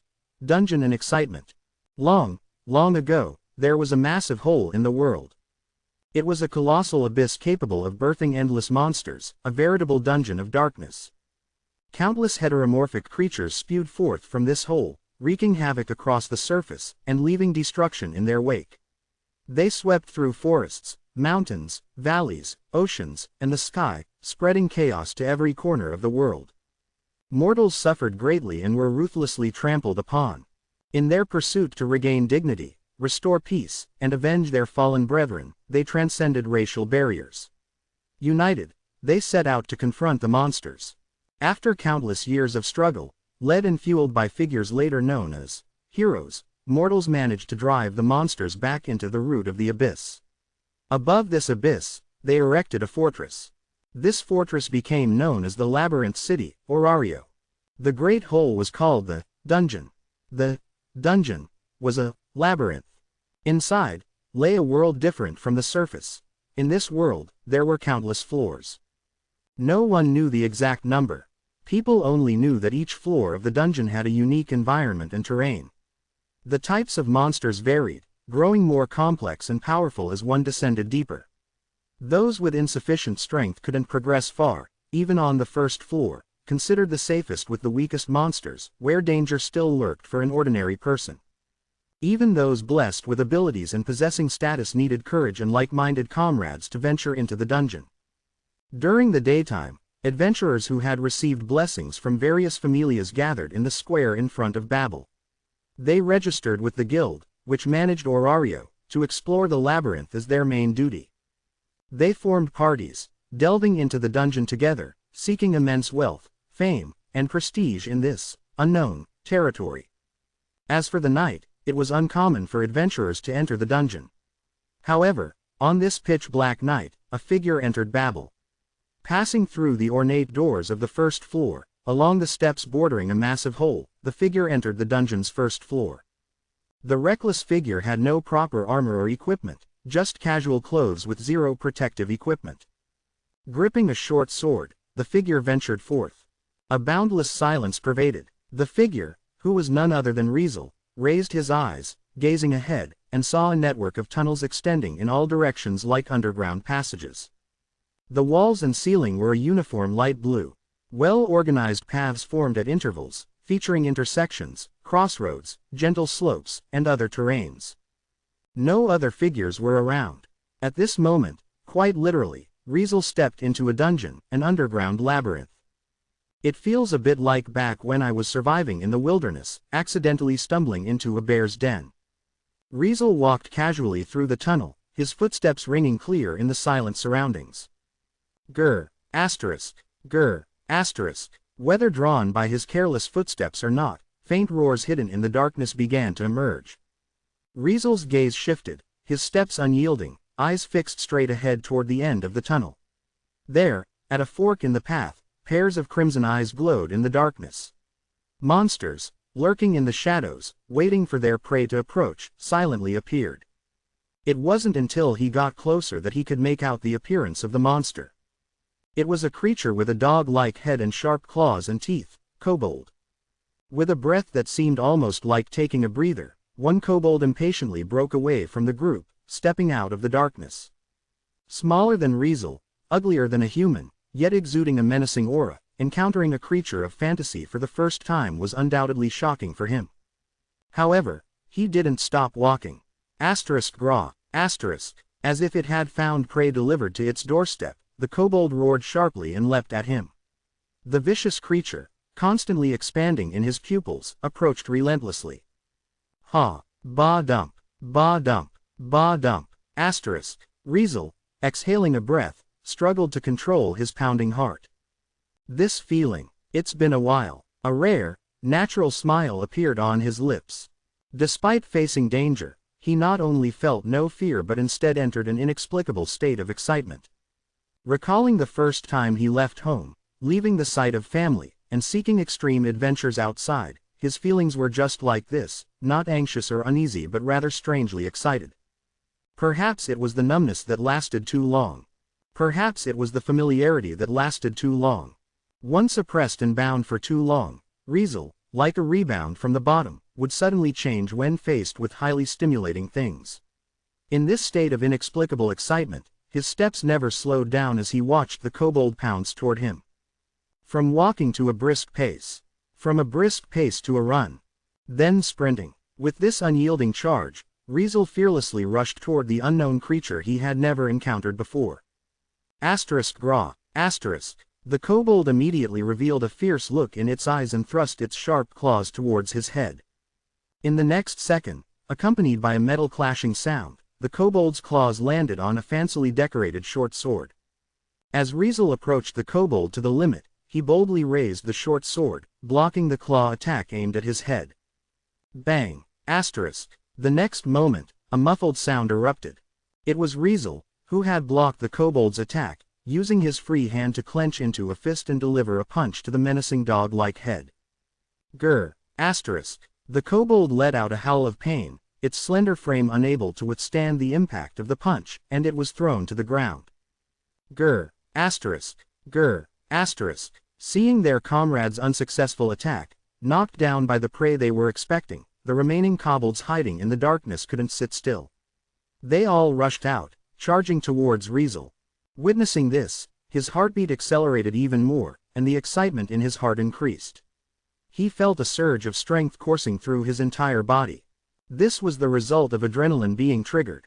The scene before him reminded him of his survival experiences in the wilderness. There was a time when he was ambushed by a pack of wolves at night in the wilderness, and just like now, he was attacked by multiple fierce wolves. Recalling that moment, his body moved instinctively. Although Riesel had transmigrated from an ordinary world without any mysteries or extraordinary powers, having experienced wilderness survival and extreme sports, his original body was naturally not bad. Despite the original owner of his current body being an ignorant and incompetent person, as a farmer's child who had worked in the countryside, in terms of stamina and body, his current body was not lacking. This allowed Riesel to put to good use the combat techniques and self-defense knowledge he had learned for self-protection in his previous life. So, faced with the oncoming attack of several kobolds, he chose the most appropriate course of action. Gah! The kobold that was originally wailing on the ground realized it had been lifted. Riesel grabbed the leg of the fallen kobold and swung it forcefully, throwing it towards the approaching group of kobolds. Bang! Asterisk. Once again, a muffled sound echoed. In the kobold's cries, the two in the front were hit by their flying comrade. The kobold group immediately fell into chaos. The front kobolds fell one after another. The rear kobolds stumbled over the fallen ones in front, momentarily losing their charge. At that moment, Riesel moved again. He initiated a charge, reaching the nearest kobold, taking advantage of its confusion, and during the chaos, the short sword in his hand suddenly rose, stabbing into its head. Asterisk gra. Asterisk. A piercing scream echoed as the kobold collapsed to the ground with blood splattering in all directions. A drop of blood tainted Riesel's face, shimmering against his cold, glittering eyes, making him resemble a heartless devil. Grr. Asterisk. The last kobold seemed infuriated, stepping on its fallen comrade one by one and charging toward Riesel in rage. In response, Riesel seized the lifeless kobold from the ground, hoisting its slender body as if it were a hammer. He swung it fiercely, creating a howling sound as he sent the approaching kobold flying. The short sword in his hand saw little use, only employed by him to parry the claws and fangs of the kobolds. Otherwise, he wielded it for a lethal strike, thrusting the sharp sword edge into the vital points of his enemies. The duration of this battle seemed indefinite. Hu Kai. Asterisk. Before long, Riesel thrust his short sword into the chest of the last kobold, piercing its heart. With the fall of the final kobold, the battle concluded. The dungeon once again returned to silence. Standing amidst the corpses of kobolds, surrounded by blood and monster remnants, Riesel glanced at his blood-soaked hands and sword. The crimson stain on his cheek stood out vividly. Not enough, Riesel murmured suddenly. It's not enough. Ba dump, ba dump, ba dump. Asterisk. His heart continued to race. The pulsating blood refused to calm. A surge of intense emotion filled his chest as if he had expelled all the depression accumulated from past constraints. It can be even more intense. Riesel muttered words from the depths of his being. Following the whispers within, he discarded his refined demeanor, transforming into a berserker chasing after something unseen as he took a step deeper into the dungeon. Chapter 9. One Day One Night. Meanwhile, in Twilight Manor. In the Divine Room, Loki paced restlessly. Why hasn't he returned yet? Watching the sky outside gradually darken, her irritation became more apparent. He went out last night, and it's been a whole day today. It's been 1 day and 1 night, right? Recalling Riesel's cold and resolute figure as he left the room last night, Loki couldn't help but bite her nails. Did something happen? Seriously, just 1 day into joining the Familia, and the treasure she just got was gone like that. If I had known, I wouldn't have indulged him. Loki regretted. She knew Riesel was likely to have gone into the dungeon. Originally, as a rookie who had just received a blessing, with abilities not much different from an ordinary person, she should have stopped him when she figured out his intention. But because his potential was too promising, despite just receiving the blessing and having basic abilities no different from an ordinary person, with 1 magic and 3 skills, coupled with his consistently calm and composed demeanor, seeming so tactful, she ultimately chose not to intervene and indulge the newcomer once. Little did she know that this indulgence would lead to a major incident. Come to think of it, even if that kid is tactful and has high potential, entering the dungeon rashly as a newcomer is a risky business. Leaving aside other considerations, such as the dungeon's information, Riesel didn't know much. For instance, the map of each floor of the dungeon or the abilities and types of monsters generated on each floor. As a rookie adventurer, he should have gathered all this information before entering the dungeon. However, Riesel completely neglected such preparations. Wasn't it highly probable that he would encounter unforeseen circumstances? Could he have been injured due to not understanding the monsters' attack patterns? Or maybe he got lost due to not understanding the terrain. Or did he encounter an anomaly or a monster feast? But those situations hardly occur on the first few floors, right? Loki couldn't help but let her thoughts wander. No, I need to find help. In the end, she couldn't sit still, leaving the Divine Room and heading outside. Just as she was about to send someone to the dungeon to search for Riesel, someone shouted. That rookie is back. At the entrance of Twilight Manor, the Familia member in charge of guarding called out. Back. Loki's eyes lit up, and without thinking, she rushed towards the manor entrance gate. However, when she reached the entrance, the scene that met her eyes left her speechless. Hey, rookie, are you really okay? You don't look fine at all like this. Here, take this water, and this is a potion, drink up quickly. What the hell did you do to end up like this? Several members of Loki Familia gathered at the gate one after another, panicking and discussing in a fluster while constantly asking Riesel about his well-being and handing him various items. Thanks for the concern, I'm really okay. Riesel thanked the seniors from the Familia. His tone was calm as ever, but his body's condition was quite poor. His clothes were tattered, covered in various bloodstains that had turned black, making it hard to tell if it was his or the monster's. His black hair was messy and wet, giving him a disheveled appearance that was as bad as it could get. In his hands was a short sword, stained with fresh blood with its blade curled. Such an image was genuinely shocking. Loki stepped forward, wanting to scold him but held back. Follow me. Loki, with an unfriendly expression, didn't care about the intimidated Familia members around, dragging Riesel away without hesitation. He didn't resist, letting her lead him to the top floor of the central tower, and entering her room. Without waiting for Loki to say anything, Riesel took the initiative to speak. Sorry for worrying you. He lowered his head and apologized to her. This left Loki speechless, unable to say anything at all. She could only take a deep breath, staring at him with an unchanged unfriendly expression. I won't ask what you've been through. I'll just ask, were you in the dungeon all day and night? Yes. Riesel nodded with his eyes downcast. And you stayed in the dungeon in this condition for a day and night? Loki's mouth twitched. On the first floor. No. Riesel stayed silent for a while and then calmly said, if my memory serves me right, I should have walked through the passage to the next floor 4 times.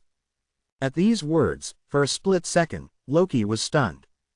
Walked through the passage to the next floor 4 times. Did you go down to the 5th floor? Loki asked with astonishment, and all she got was his silence. She rubbed her forehead tiredly.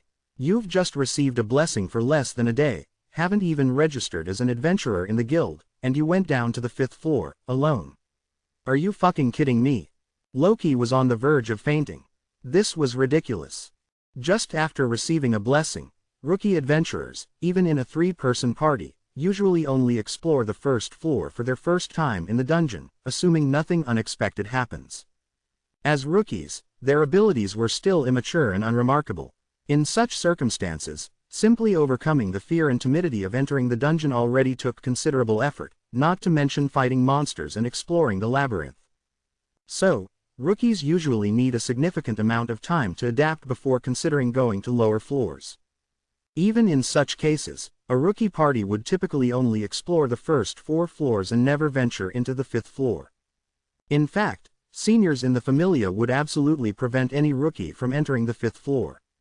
The reason was straightforward. Starting from the 5th floor of the dungeon, not only did the variety of monsters increase and become stronger, but even the structure of the dungeon became more complex. Not to mention the significant rise in the frequency of monster appearances, but starting from the 5th floor, the dungeon underwent a complete transformation. Its size alone surpassed the central square of Orario, and the difficulty of exploration suddenly reached another level. For rookie adventurers without guidance or prior knowledge of the conditions on the 5th floor and the types of monsters that appeared there, it wasn't surprising if they met their end on this floor. Given this, the 5th floor was considered the first significant death line in the dungeon. Compared to the first 4 floors, it undoubtedly became much more dangerous. And yet, Riesel, on his first dungeon delve, decided to charge into the 5th floor alone. Without any armor on his body and his status not having experienced any growth, in a state where his basic abilities were no different from an average person. It was as if he were asking to die. I really want to know how you've managed to survive until now, kiddo. Loki said while looking at Riesel with a furious expression. Seeing this, Riesel didn't offer any defense, he only expressed his confusion. To be honest, I'm also curious. I initially planned to return after pushing myself to exhaustion, but for some reason, my stamina seems inexhaustible, and my mind remains sharp. Before I knew it, I had spent a whole day and night in the dungeon. That was the truth. Riesel had indeed intended to return once he felt exhausted. Even though he was caught up in extreme excitement, enjoying the thrill of battle and unwilling to stop, he wasn't foolish. When he reached his limits, he would naturally calm down and retreat. The problem lay here. He didn't feel exhausted at all. The energy of body and mind seemed genuinely endless. No matter how much he fought, killed, ran, or explored, he just didn't feel tired. As a result, he couldn't gauge the time and extent of his retreat properly. Under the domination of his heightened emotions, he unintentionally pushed all the way to the 5th floor. If his stomach hadn't suddenly growled and felt hungry, he wouldn't have realized he had been in the dungeon for so long. This must be because of your development abilities. Loki could only speak with a hint of irritation. Her words made Riesel pause for a moment. Development abilities. Riesel furrowed his brow. Yeah, the ones I mentioned to you yesterday. They're additional abilities you have a chance of gaining only when you level up. Loki explained with a less than pleasant tone. Despite her tone, Riesel knew what development abilities were. As Loki described, they were acquired with a certain probability during leveling up, distinct from the basic abilities of STR, End, Dex, AGI, and Mag. They were special abilities, an extension of basic abilities, introducing extra personal attributes. Unlike basic abilities, development abilities were only divided into S, A, B, C, D, E, F, G, H, and I ranks but lacked proficiency. Improving them was extremely difficult, but they offered passive benefits. For example, in this world, a blacksmith who received a blessing and leveled up to level 2 had a chance to gain a development ability called blacksmith. Holding this ability allowed them to add special attributes to the equipment they forged, creating advanced equipment akin to magical equipment. There were many such development abilities, including some useful ones for combat. Riesel's skill called Endless granted him 3 development abilities. The effect of Healing Power is the automatic restoration of stamina. Even without taking a break, you can rapidly recover while fighting. The effect of Spirit Healing is the automatic restoration of mind. You can get recovery during battles without the need for deep rest. The effect of Abnormal Resistance is the ability to resist abnormal status, such as poisoning. Loki explained the effects of each development ability and sighed wearily. The reason you can spend a day and night in the dungeon without feeling tired is because of those development abilities. Chapter 10. Fool's Obsession. The reason you can spend a day and night in the dungeon without feeling tired is because of those development abilities. Quote. Loki's words made Riesel raise his hands and look at them. His hands were still stained with blood, mud, and dust, visibly in a sorry state. Yet, these hands had fought relentlessly for a whole day and night. Endless, the benefits brought by this skill seemed much greater than he had imagined. Only by leveling up do you have a certain chance of gaining development abilities. In other words, those who possess development abilities should be at least level 2. Loki glanced at Riesel from the corner of her eye. Thanks to the skill, you acquired 3 development abilities, all of the highest rank at that. How could that not be a significant advantage? Whether it was Healing Power, Spirit Healing, or Abnormal Resistance, as development abilities resembling basic abilities, even without proficiency to indicate the progress, they still had different ranks. From the lowest I rank to the highest S rank, there were 10 ranks for both development and basic abilities. The effect of Endless allowed Riesel to gain 3 development abilities, all at the highest rank. What did that mean? It meant that, due to the skill's effect, all 3 development abilities he obtained were S rank. This was quite extraordinary. I can't speak for other familias, but in ours, no member's development abilities have upgraded beyond D rank, with the highest being E rank. Loki revealed this secret, but you, right from the start, have 3 equivalent to S rank development abilities. Even when you acquire more development abilities later, your skill's effect will upgrade the ranks of those development abilities. That's just ridiculous, you know. That highlighted how ridiculous and powerful Riesel's Endless effect was. After all, Loki Familia was not an ordinary Familia, it was one of the strongest in Orario. With the dungeon, a mysterious realm with countless monsters to conquer and challenges aplenty, rising to the top here was equivalent to being at the pinnacle worldwide. Orario was rightfully called the center of the world. In Loki Familia, experts abounded, including several influential figures at the top. Compared to the ancient heroes who once drove monsters back into the dungeon, reclaiming the land for mortals, Loki Familia wasn't far behind. Even among such experts, none had development abilities upgraded beyond E rank. Did this not further emphasize the extraordinary nature of Riesel's skill? If it were just the recently acquired version, Healing Power, and Spirit Healing, the effects wouldn't be as astonishing as making someone tirelessly fight for a whole day and night without feeling tired. However, when both Healing Power and Spirit Healing were of the highest rank, it was an entirely different story. Now, you've just experienced the effects of Healing Power and Spirit Healing. But when you descend a few more floors and encounter monsters that can inflict abnormal statuses, you'll realize that your abnormal resistance is equally insane. Loki said with a sigh, and her mood improved somewhat. Holding the highest rank, abnormal resistance, I reckon unless it's a deadly poison that can kill even gods, there's probably no abnormal status in this world that can affect you. At this point, Loki couldn't help but think of another one of Riesel's skills, self-redemption. Setting aside the status's independent update effect that could make any god curse, the other 2 effects were equally insane.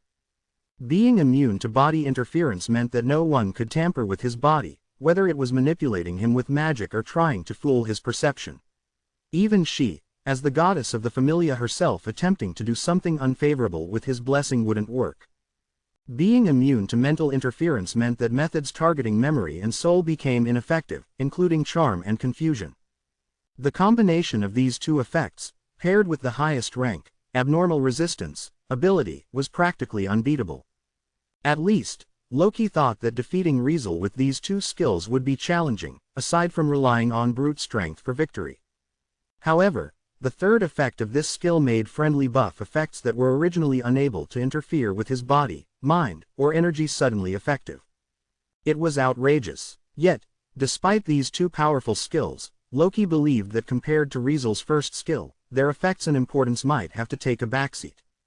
Thinking about the effects of that skill and recalling his relentless one-day and one-night struggle, Loki's squinted eyes suddenly widened a bit.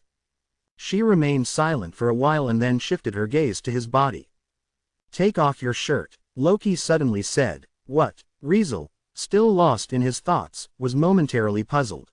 Seeing this, Loki grinned. "I'm curious how much you've grown after this one day and one night."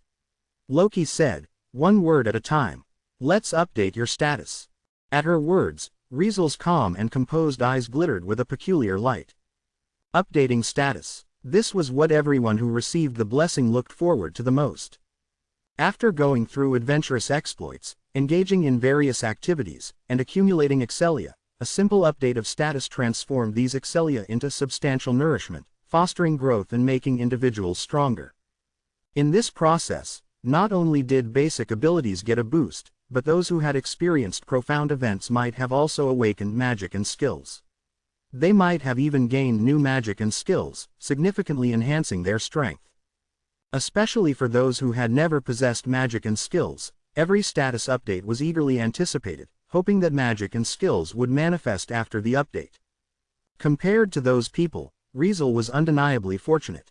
He had just received a blessing, and one magic had appeared right away.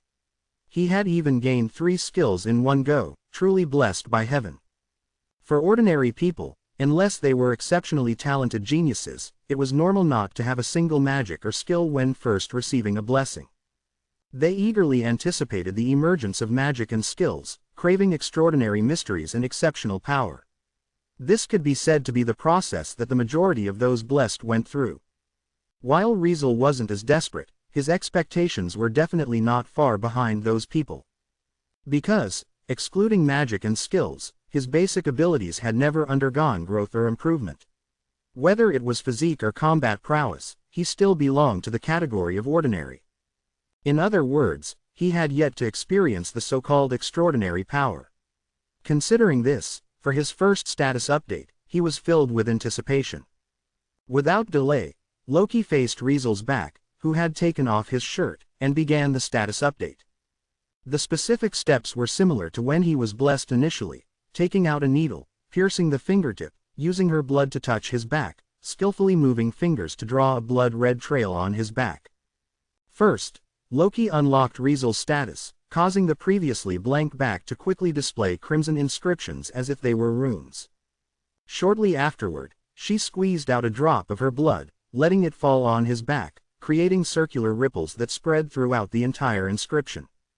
From this point on, the replacement of status took place. The accumulated excellia was extracted by the hand of God, serving as material and changing into the foundation for growth. The new sacred text replaced the old one, engraved into his back. As this process continued, at a certain moment, Loki's eyes widened once again.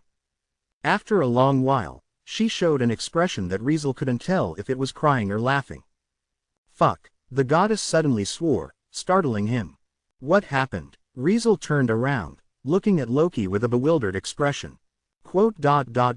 "See for yourself." Loki, with a worldview-shattering expression, numbly translated his status onto the parchment, converting it into the common language, and tossed it to him. Riesel took the parchment and saw his latest status.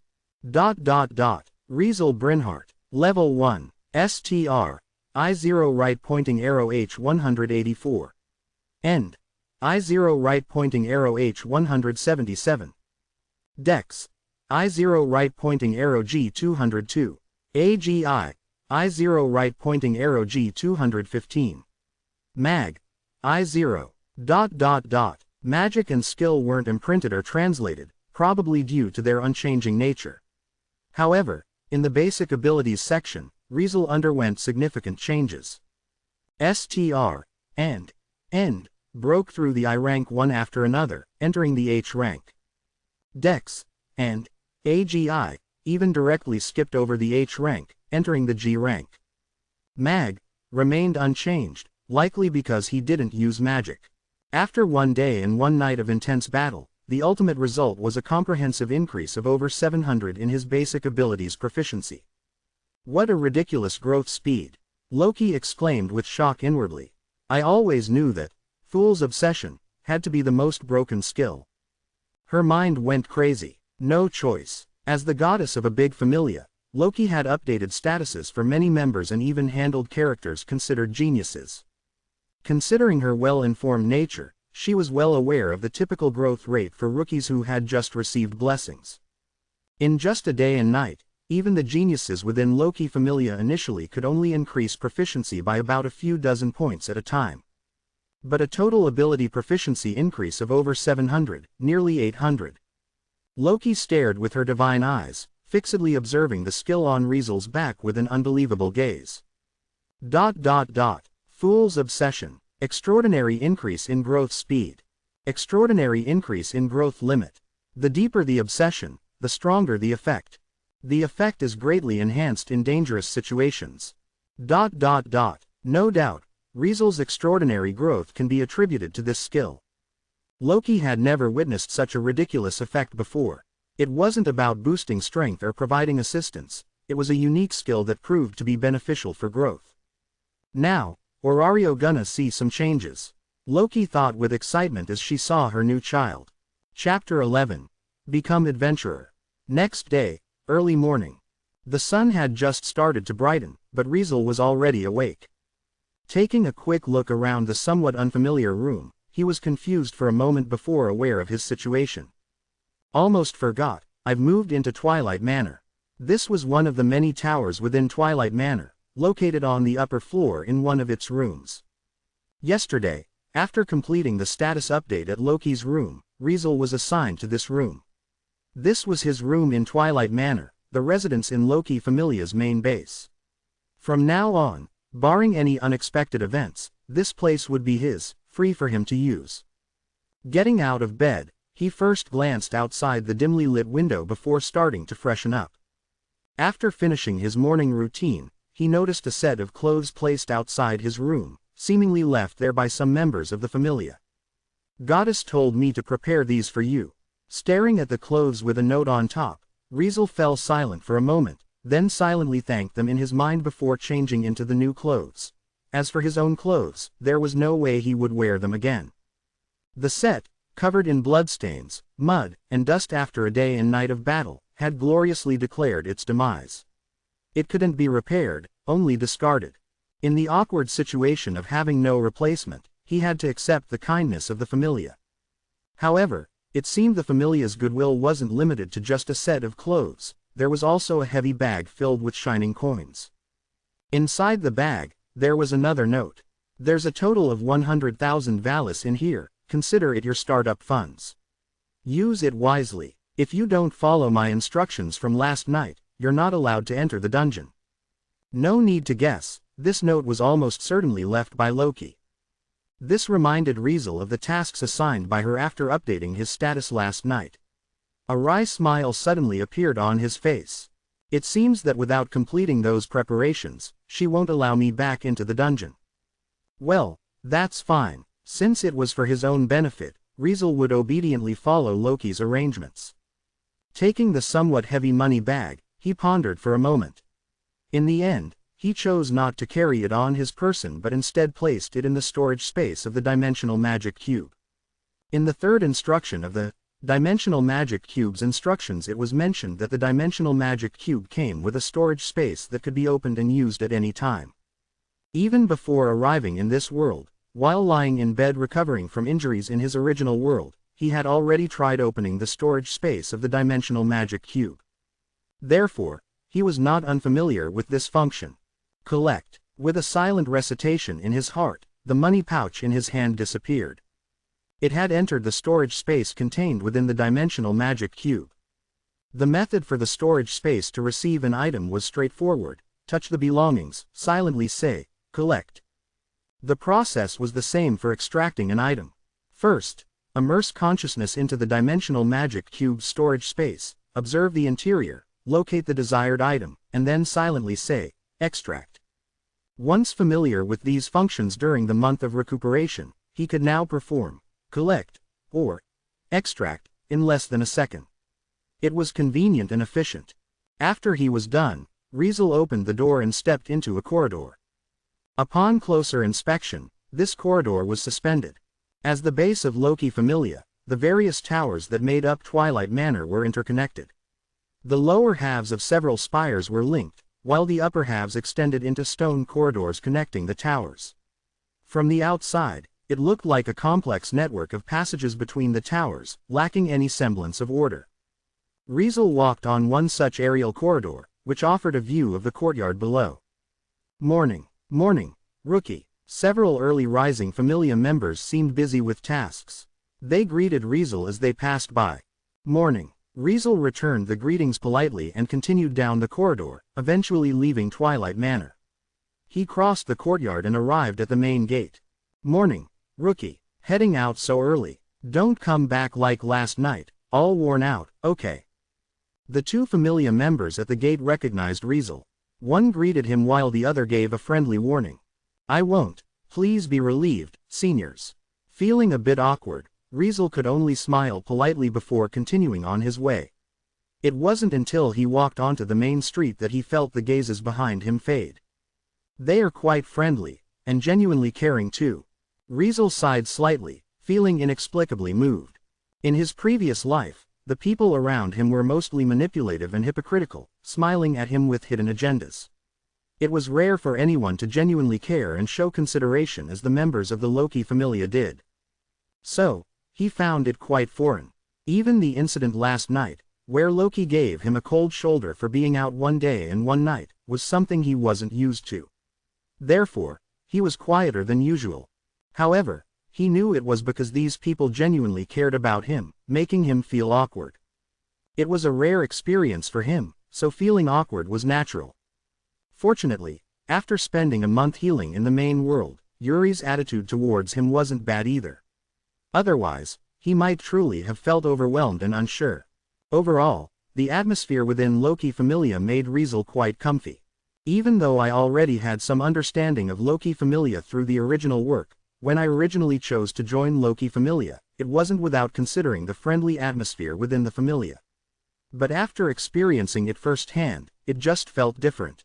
Riesel could only express his feelings in this way before shaking his head, trying to clear his thoughts. However, his mood inevitably improved quite a bit, causing his steps to be more forceful than usual. Deep down, he silently noted everyone's help and concern and made a promise to repay them when the opportunity arose. That's just how he is, impressed and highly appreciative of people's kindness and goodwill. Perhaps it's because he rarely encountered people with purely good intentions towards him in the past. As he thought about his previous life, Riesel couldn't help but mock himself slightly. Whatever, let's not dwell on it too much. Since he had already decided to leave his past behind, thinking about those things would only add unnecessary worries. He quickly shifted his thoughts and began focusing on the tasks at hand. There's a lot to do today. Last night, Loki gave him several strict orders that he must complete. First, I need to prepare a new weapon and a set of armor suitable for dungeon exploration. Second, finish reading the books I found in the library last night, memorizing information about the dungeon's upper levels, maps, and details about the monsters on each floor. Lastly, visit the guild and register as an adventurer. These were the 3 instructions Loki gave Riesel to complete. Only after finishing these tasks could he enter the dungeon again. It's more accurate to say that, typically, people who want to enter the dungeon would complete these preparations first before considering venturing in. Riesel, on the other hand, disrupted common sense, entering the dungeon first and then turning back to make these preparations, truly leaving people dumbfounded. If it weren't for him awakening 1 magic and 3 skills with astonishing effects, and the update of his status last night almost driving Loki insane, she might have ordered him to find a party and not allow him to venture into the dungeon alone. At that moment, Loki was being quite lenient, only instructing him to make these 3 preparations. As for the books, I pretty much finished reading them last night. At least, I've memorized the information about the first few floors of the dungeon. Riesel, with his exceptional memory, wasn't troubled by that at all and had already completed the task last night. With 2 tasks left, register at the guild and use the startup funds to purchase weapons and armor. Let's go register at the guild first. Having made this decision, Riesel recalled the city map he noted down last night and headed northwest. The street here was bustling early in the morning, with many shops open and stalls set up on both sides. On the way, many people, humans, and various demi-humans were walking around, some well-equipped, indicating that they weren't to be messed with. Entering this street and walking deeper, Riesel, along with many others with the same destination, eventually arrived at a magnificent building. It was a building constructed with white pillars. In the spacious marble-made entrance hall, numerous heavily armed individuals were bustling around, crowding the area to the point of chaos. This was the guild, the official organization managing the labyrinth city, Audiobook. Most of the figures present were adventurers, people with the duty and purpose of conquering dungeons. Riesel managed to slip in and approached the counter. "Hey there, could you help me register as an adventurer?" Riesel spoke to the lady receptionist behind the counter. "Sure, just a moment." The receptionist responded promptly. She skillfully pulled out a piece of parchment and began the registration process. Name: Riesel Brynhart. Race: human. Age: 17. Riesel initially thought about stating his age from his previous life, but it felt a bit awkward to report that age with the appearance of his current body. Therefore, he hesitated slightly before giving the age of his current body. "To which familia do you belong?" Unaware of his complex mood, the receptionist continued with the questions. "Loki familia." Riesel didn't hesitate much and stated it directly. However, in that split second, a brief silence fell over the entire hall. Chapter 12. Getting Stronger.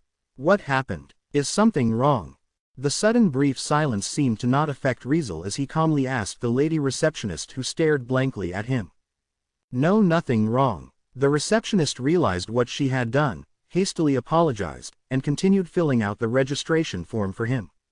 However, whether it was his misconception or not, the receptionist's hands seemed faster than before, accelerating the registration process. The surrounding silence was once again filled with noise as if nothing had happened. Yet, if one listened closely, there were still many people discussing one after another. Is he really from Loki familia? Just registered as an adventurer. A rookie, right? Loki familia added another rookie. It's probably not a simple guy. Human, huh? Seems to lack good racial skills compared to other races. Could he be someone with outstanding personal skills? Who knows? The discussions continued endlessly, and some of it reached Riesel's ears. However, he paid them no heed. After all, it wasn't something particularly strange. As one of the strongest familias in Audiobook, Loki familia was destined to be a focus of attention wherever they went. Since he had declared his affiliation with Loki familia, it was normal for people around to discuss it. Moreover, he felt that his presence might soon catch the eye of observant and conscientious individuals through various channels. The addition of a rookie to Loki familia might not be a big deal, but for those closely monitoring Loki familia's movements, it was worth gathering information.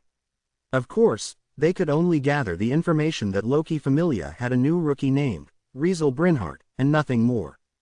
As for specific information about him, it wasn't so easy for those people to find out. Not long after completing the procedures, Riesel left the guild and returned to the street. Instead of leaving directly, he wandered around on the street. This street, located in the northwest direction of Audiobook, known as Northwest Street, was mainly frequented by adventurers due to its proximity to the guild headquarters that manage the city and adventurers. Thanks to this, Northwest Street seized the opportunity and opened numerous shops catering to adventurers.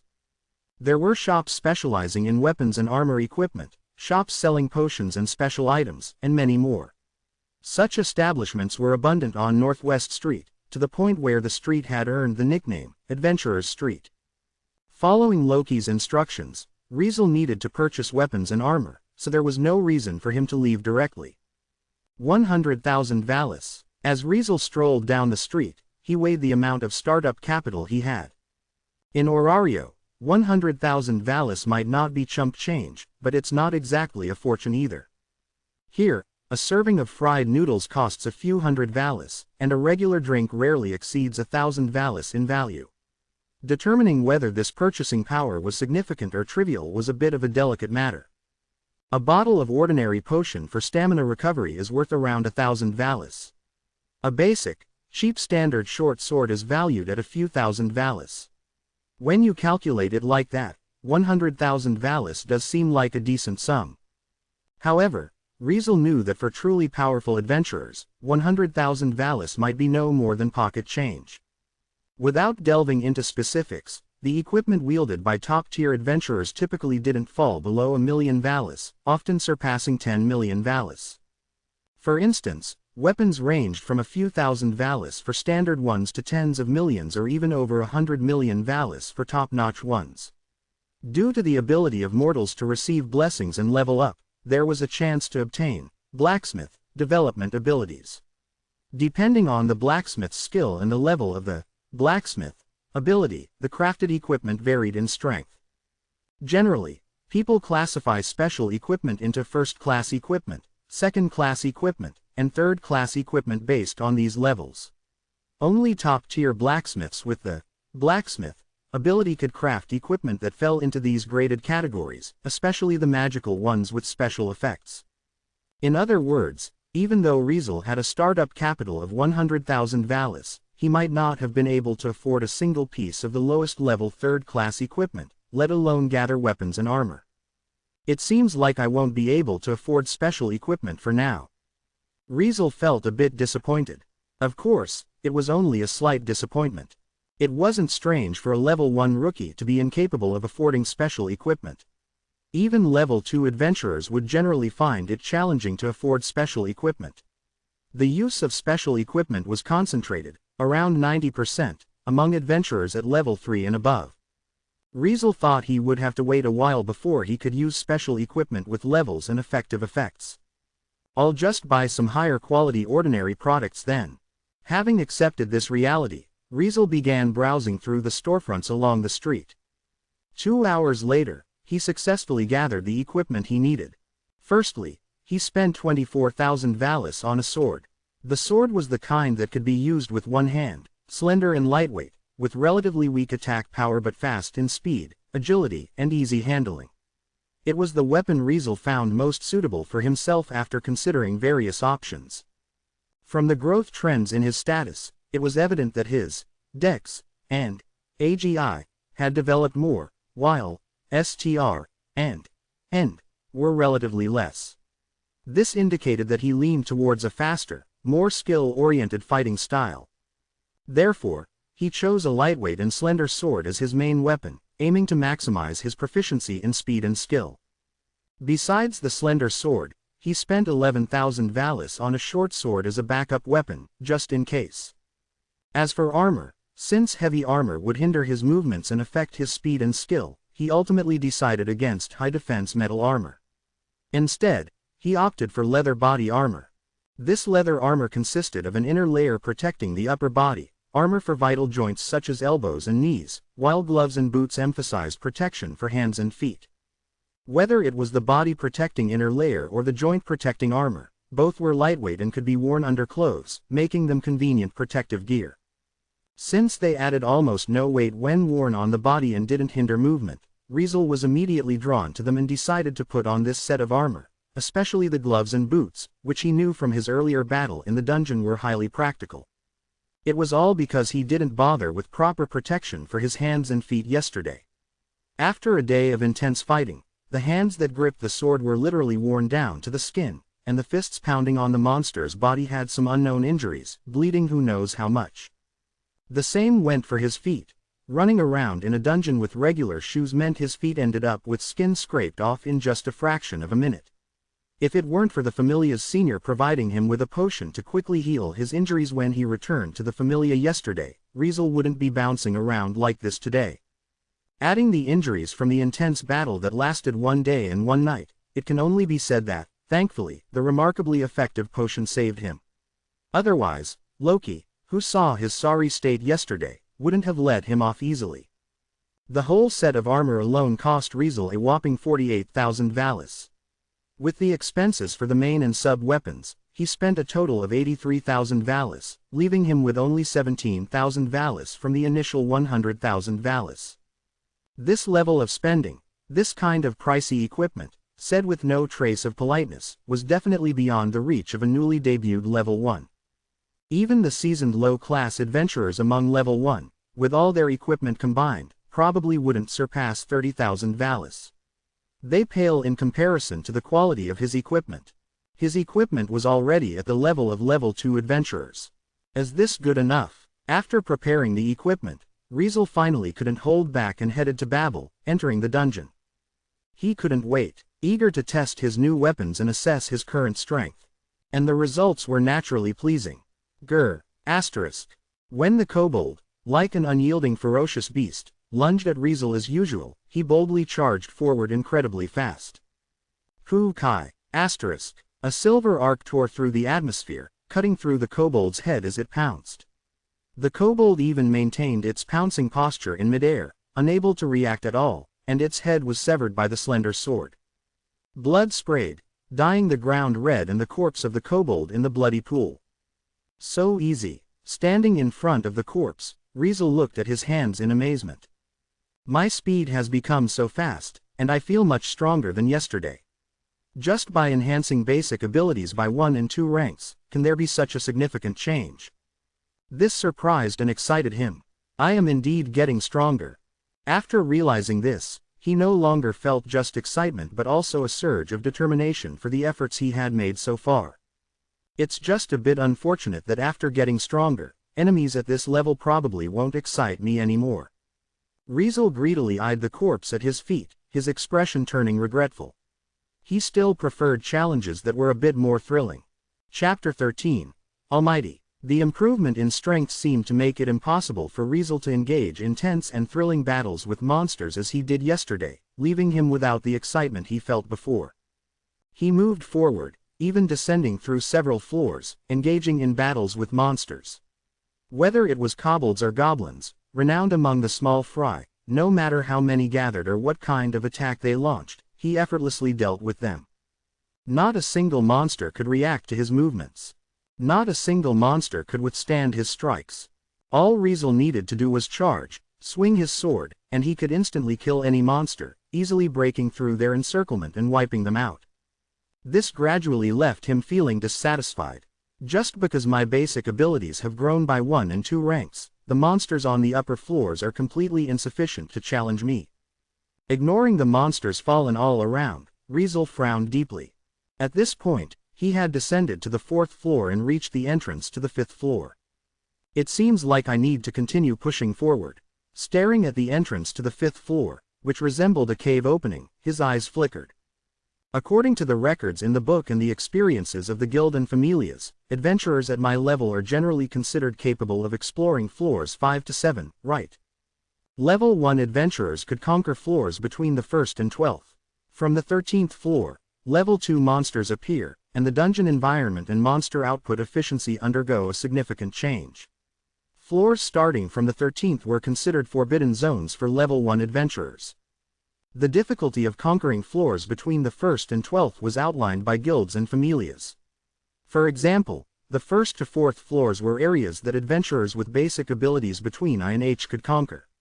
The 5th to 7th floors were for adventurers with basic abilities between G and F, and so on. My Dex and AGI are both at G rank. According to the standards, the 5th floor should be relatively safe for exploration. Unlike last night, when he reached the 5th floor and faced numerous life-threatening situations, Riesel should be able to safely conquer the floor now. But, a safe conquest, Riesel murmured, then made a decision. Let's go to deeper floors. Exactly. He didn't need a safe conquest. If safety was the priority, he wouldn't have ventured into the dungeon alone without wearing any armor, wielding a mere decorative short sword, and challenging the dungeon right after receiving a blessing. At that time, he didn't even reach G rank, he didn't have any abilities at H rank. His status proficiency was 0, and his physical qualities were no different from an ordinary person. In such circumstances, he dared to enter the dungeon alone, even reaching the 5th floor. Now that he had grown, why would he settle for the so-called safe conquest on the same floor? Of course, such a decision was bound to be dangerous. But so what? Death isn't terrifying. What's terrifying is waiting for it. At least, that was how Riesel saw it. If he was destined to die, he'd rather it be on a path he chose, chasing freedom until he was worn out, rather than waiting for someone else to plot his murder, like in the main world. So, he was running. Running towards higher ground. Sprinting towards bigger challenges. Let's go. Without hesitation, Riesel charged towards the entrance of the 5th floor. It was night. When the day had completely darkened, Riesel finally escaped the dungeon and returned to Twilight Manor. This time, he managed to restrain himself and didn't spend another day and night inside the dungeon. After dark, he had to go back to Orario and return to the manor, which was a strict order from Loki to him. Given this, although somewhat reluctant, Riesel still followed her command and left the dungeon after dark. Back at Twilight Manor, he cleaned himself up, changed into a set of clean clothes, and once again entered Loki's divine room. The purpose, of course, was to update his status. Perhaps because Riesel had been obedient, Loki, who was drinking in the room at that time, filled with the scent of alcohol, seemed quite pleased and readily agreed. Riesel Brynhart, Level 1, STR, H184 right pointing arrow F385. End. H177 right pointing arrow F380. Dex. G202 right pointing arrow E431. AGI. G215 right pointing arrow E449. Mag. I0. Looking at the ridiculous growth status etched on Riesel's back after the updates, Loki's mouth twitched repeatedly. An overall ability proficiency increase of over 800. Isn't this even more significant than yesterday's growth? Loki felt her head buzzing. What on earth was happening? What in the world was going on? The growth in status, especially as it approached S rank, shouldn't slow down. But this kid not only didn't slow down, he became even faster. Last time, after battling in the dungeon for a full day and night, the total ability proficiency increased by just over 700. This time, in just a daytime, with time spent on adventurer registration and purchasing equipment, the growth speed not only didn't slow down but instead became faster. It made no sense at all. Loki wanted to ask Riesel what he did after entering the dungeon, but upon careful consideration, she gave up. Her divine intuition told her that if she pursued this matter, she would likely be angry. This kid surely did something dangerous again. And indeed, he did. If Loki knew that Riesel not only reached the 5th floor today but also descended to the 7th floor, she would absolutely be furious. To ensure a good night's sleep tonight, Loki sensibly chose to change the topic. At this rate of growth, it won't be long before you can compete with some seasoned veterans who have struggled for several years at level 1. Loki's tone was somewhat lamenting. Completing the journey that takes the average adventurer years in just 2 days. It was truly unbelievable. Perhaps you'll break the record for the fastest ascent to level 2 and become the new record holder. Loki's evaluation was extremely high. I hope so. Riesel put on his clothes while looking at the translated status, lost in thought. Why do you look so concerned? Loki, seemingly carefree, spoke bluntly. Don't tell me you're dissatisfied with your growth speed. If you dare to humblebrag like that, I might just have to throw a punch at you. You, a goddess, actually used the term, humblebrag. I'm surprised. Riesel, somewhat helpless. I was thinking about Mag. Loki understood Riesel's meaning. Are you concerned that your Mag hasn't grown at all? Loki voiced Riesel's thoughts. Yeah, Riesel nodded. The basic abilities are improving, but Mag remains the same. It feels very wasteful. I understand, I understand.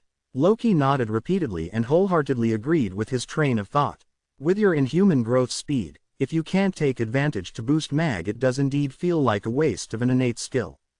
Mag was different from the other basic abilities. While abilities like STR, End, Dex, and AGI determined physical qualities and close combat abilities, mag belonged to a different system. It determined the strength and effects of magic. For mages who relied on magic for victory and were not skilled in close combat, the importance of mag outweighed the other 4 basic abilities. Even if one didn't train the other 4 basic abilities, focusing solely on the mag could still yield powerful combat strength, possibly even surpassing that of close combat specialists. Magic, being a symbol of supernatural power, equivalent to a miracle, inherently possessed extraordinary power. In terms of status and power, it outclassed close combat. Therefore, anyone with the opportunity would want to develop mag, including Riesel. In the main world, I couldn't use magic anymore. Now, with new possibilities, having a chance to use magic again, if I don't make an effort, then it's my fault. Riesel silently contemplated in his mind. The issue lay in, kiddo, your magic doesn't seem like something you can use casually, yeah? Loki raised this question. Yes. Riesel sighed, recalling his own magic. Magic. Almighty. Memorize magic. Activate specific magic based on memory. The strength of the magic is determined by the basic ability of mag. Only effective for valid magic. This was the only magic that Riesel possessed, and it was an extremely versatile and potent magic with a high potential. Judging by the magic you've got, you should be able to activate any magic you've memorized. It's like being able to use all kinds of magic at once. As Loki brought up this topic, Riesel's expression started resembling that of a monster, at least in her eyes. This magic, isn't this too outrageous? Loki couldn't help but complain inwardly. Chapter 14. The Return of the Expedition Party. Throughout history, anyone who received blessings, no matter who they were, could have at least 1 and at most 3 magic slots. This was common knowledge, even among the so-called magic race like the elves. After receiving blessings, they too only had 3 magic slots for awakening magic, and a 4th one would never appear. Of course, having only 3 magic slots for awakening didn't mean that one could only use 3 types of magic. Some people, due to the uniqueness of their awakened magic, could undergo multiple transformations or have effects with multiple variations. As a result, the number of usable magic exceeded the 3 slots. Take Loki Familia for example. There were 2 members with such abilities. A high elf who could transform her magic multiple times, depending on the amount of chant used. This allowed her to use one magic as if it were 3, ultimately enabling them to cast 9 different variations, equivalent to possessing 9 different magic. Another member was also an elf, who awakened magic limited to the magic of the elf race. With this magic, she could cast magic used by her own race. In theory, she could cast all elven magic with just this one magic, surpassing the magic slots of any mage. Riesel, on the other hand, had awakened to only 1 magic. However, despite having only 1 magic, its effects, possibilities, and scope were greater than those mentioned earlier. Could this magic allow him to cast any magic stored in his memory? Did this mean that, with a sufficient number of remembered magic, he could use as many as he wanted? Despite its incredible nature, this magic had its limitations. From what I can see right now, there are 2 confirmed usage requirements for your magic. Loki said while holding up 2 fingers. First, you can only cast magic that you have memorized.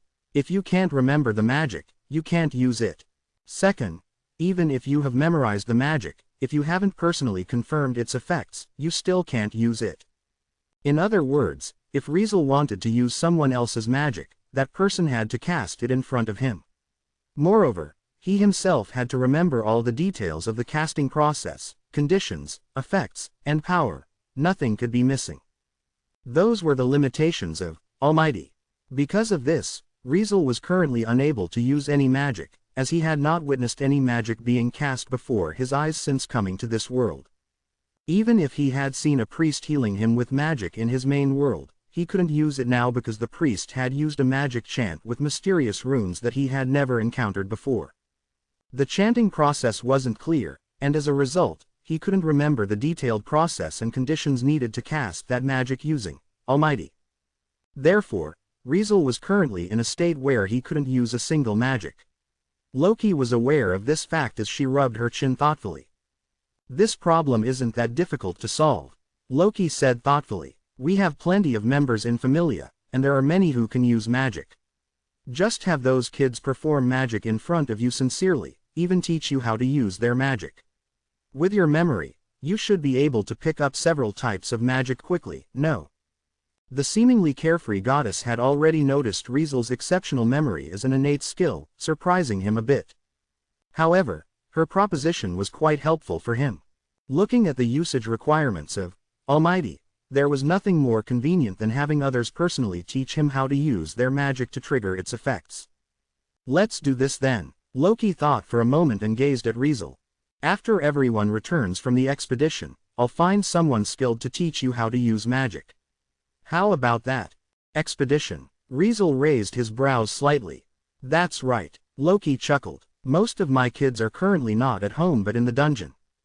The dungeon, as the world's largest mystery, still had many areas unexplored. This underground labyrinth with countless floors grew larger the deeper one went, and the distance from the surface increased. This situation naturally prevented some adventurers fighting at the forefront of the dungeon from easily traveling between Orario and the dungeon. It was said that going from the first floor to the 50th floor would take several days just for travel alone, and the round trip could easily exceed a week. Thus, the concept of an expedition emerged.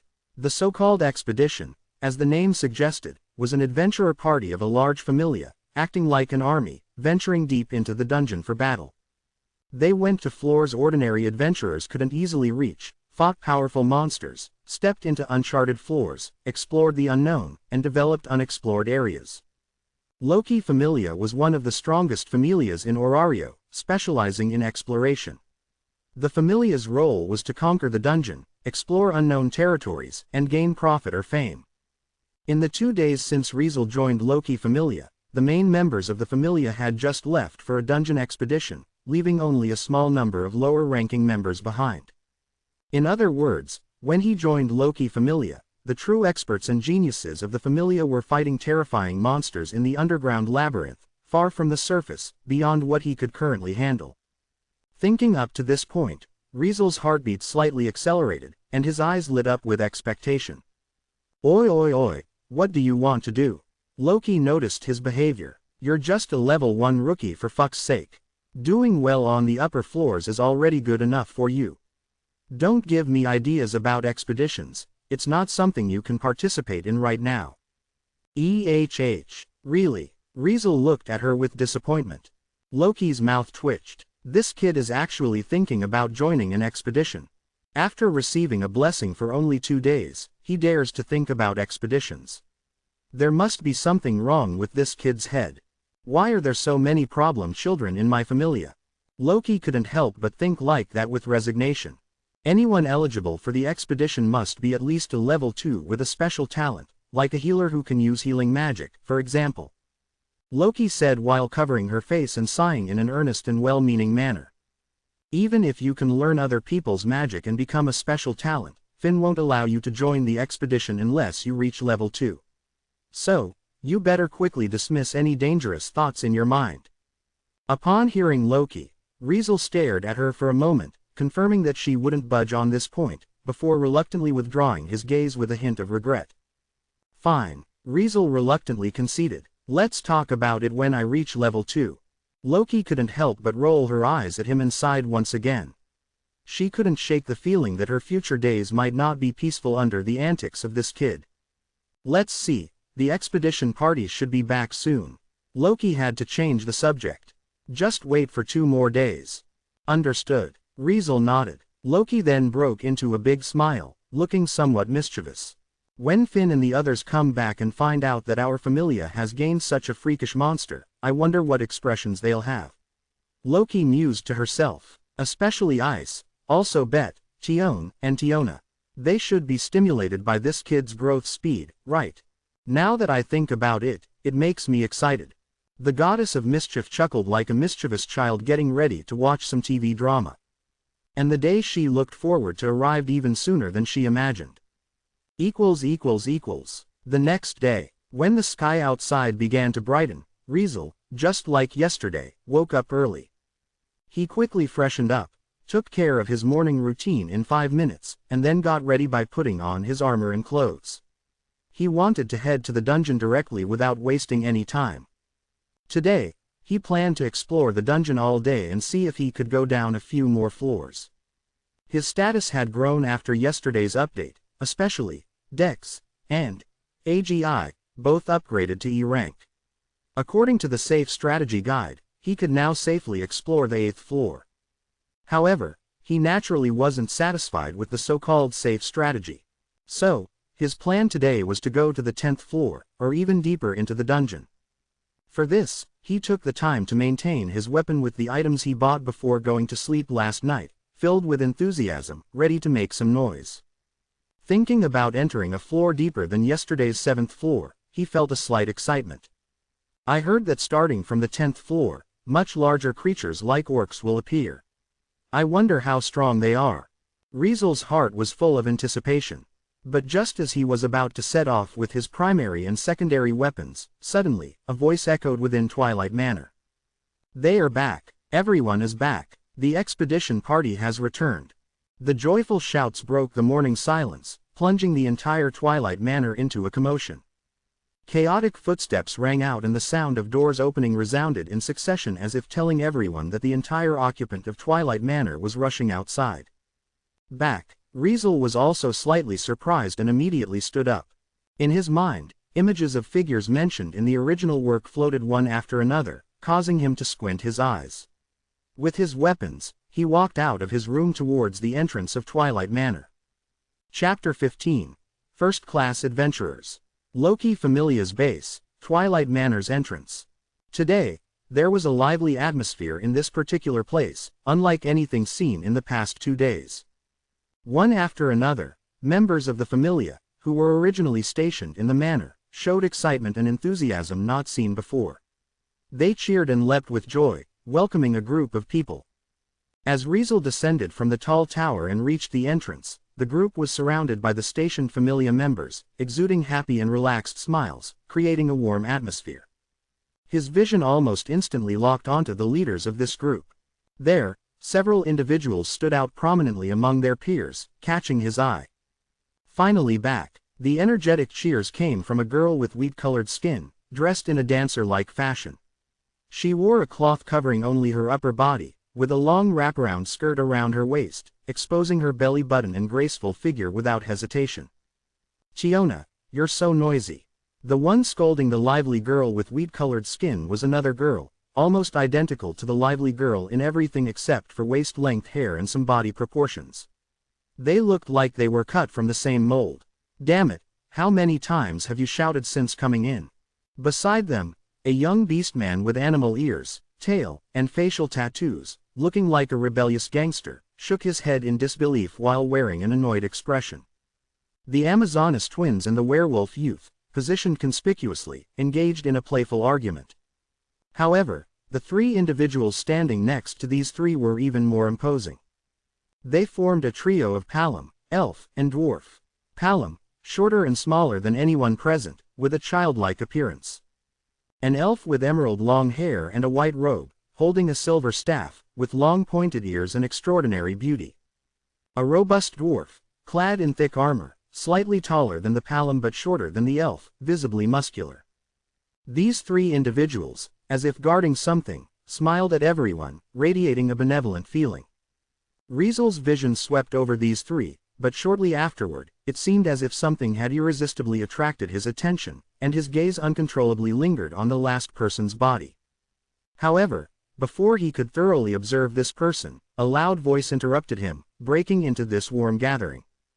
"I missed you so much." Loki, shouting like a child, rushed out, heading towards the leading group. No, more accurately, she was charging towards the figure who had captured Riesel's attention. Ice. Like an uncle seeing a beloved niece, Loki screamed strangely and pounced on the figure. The entire crowd witnessed this. They saw the scene where the gentle long golden hair suddenly moved. Boom! Asterisk. Accompanied by an explosive sound, the long golden-haired figure sidestepped, delivering a punch to Loki's stomach. Gah! Loki immediately made a muffled cry, expelling all the air from her lungs, and collapsed in front of the golden-haired figure.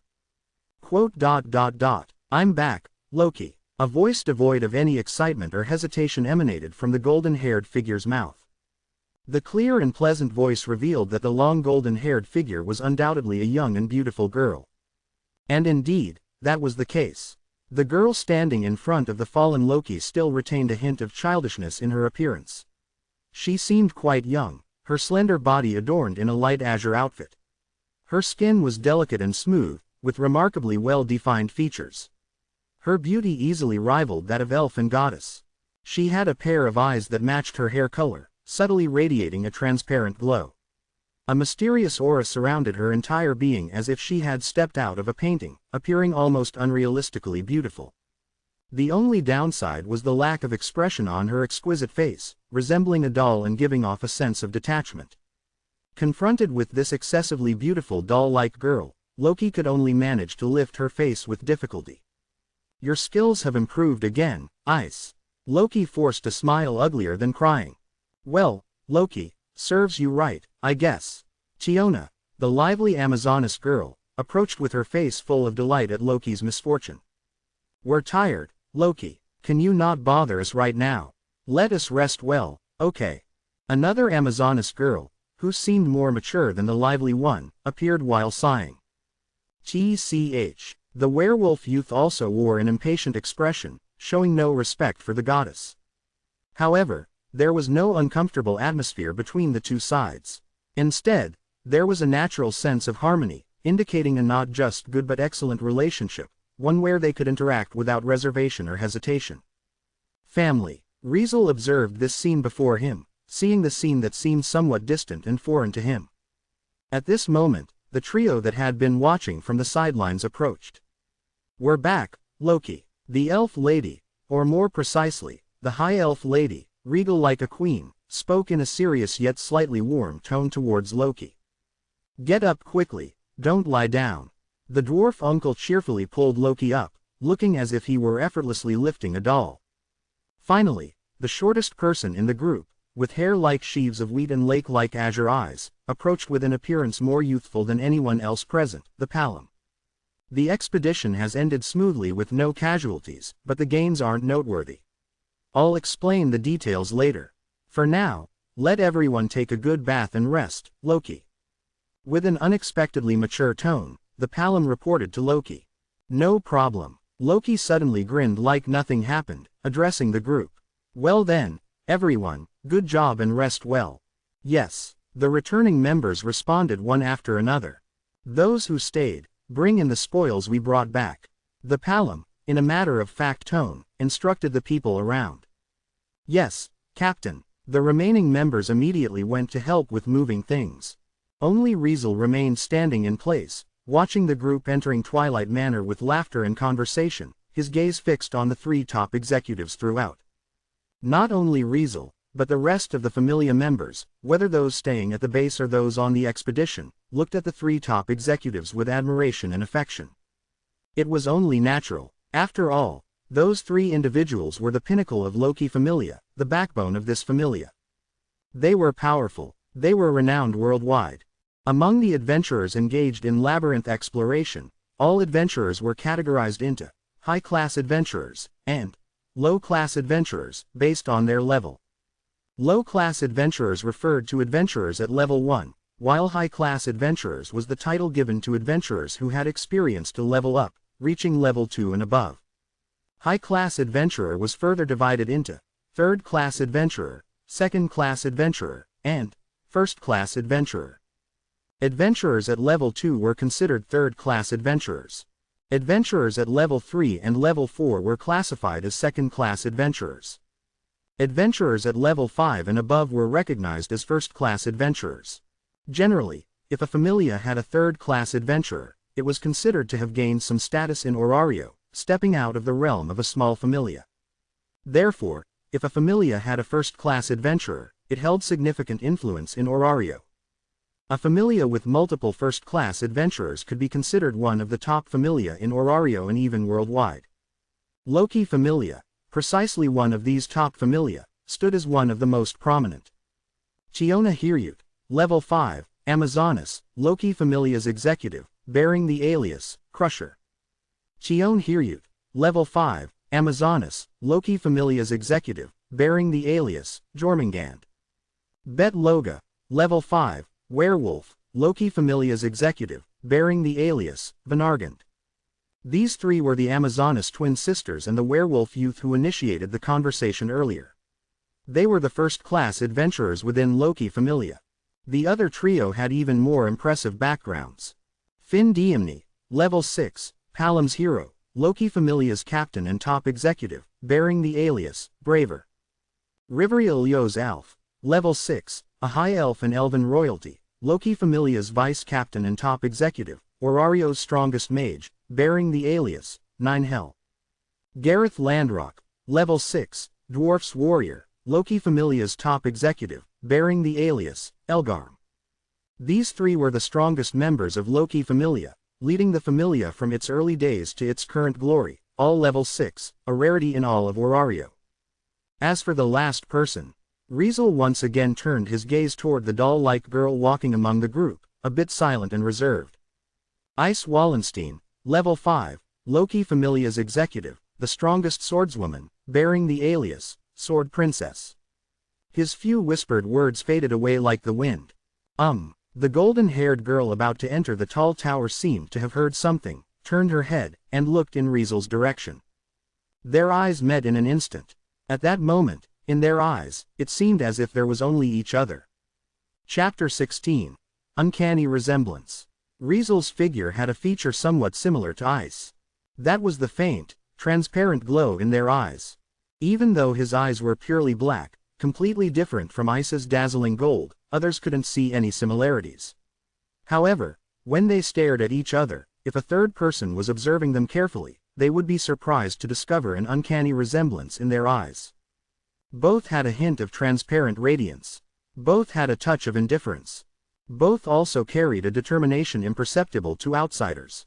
Riesel and Ice found themselves momentarily stunned when their eyes met for the first time. They discovered that the gaze of the other resembled their own, creating a strange sensation of seeing another version of themselves, like looking into a mirror and seeing their own eyes reflected. This peculiar feeling held them in a prolonged gaze, seemingly forgetting the people around them and neglecting to avert their eyes, lost in a wordless connection. Eventually, Riesel was the first to break free from this strange state. Under Ice's gaze, he nodded in acknowledgement, then turned around to join other members, assisting in transporting the spoils brought back by the expedition party. Ice watched Riesel silently, her transparent golden eyes flashing slightly. "Miss Ice." A voice suddenly brought her back to reality. It was an elf girl standing behind Ice, more like a follower than a companion. She tied her chestnut-colored long hair into a lengthy ponytail that hung down her back. With pointed ears peeking through a strand of hair on either side of her face, she looked younger than Ice but possessed a breathtakingly beautiful face. Leffia. Ice, realizing the elf's presence, subconsciously said her name. "Yes." Leffia repeatedly nodded. Somewhat uncertain, she asked timidly, "What were you looking at?" Ice was about to answer but was interrupted by another girl who had pounced on her back. "I saw it." With such a lively voice, precisely another executive of Loki Familia, a level 5 first-class adventurer, and Ice's peer, the Amazonas Chiona. Ice was just looking at a boy.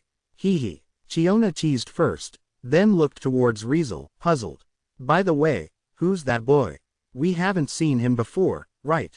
"Idiot." Chione, seemingly drawn into the conversation, crossed her arms, glanced at the busy Riesel with no interest, and spoke without any enthusiasm.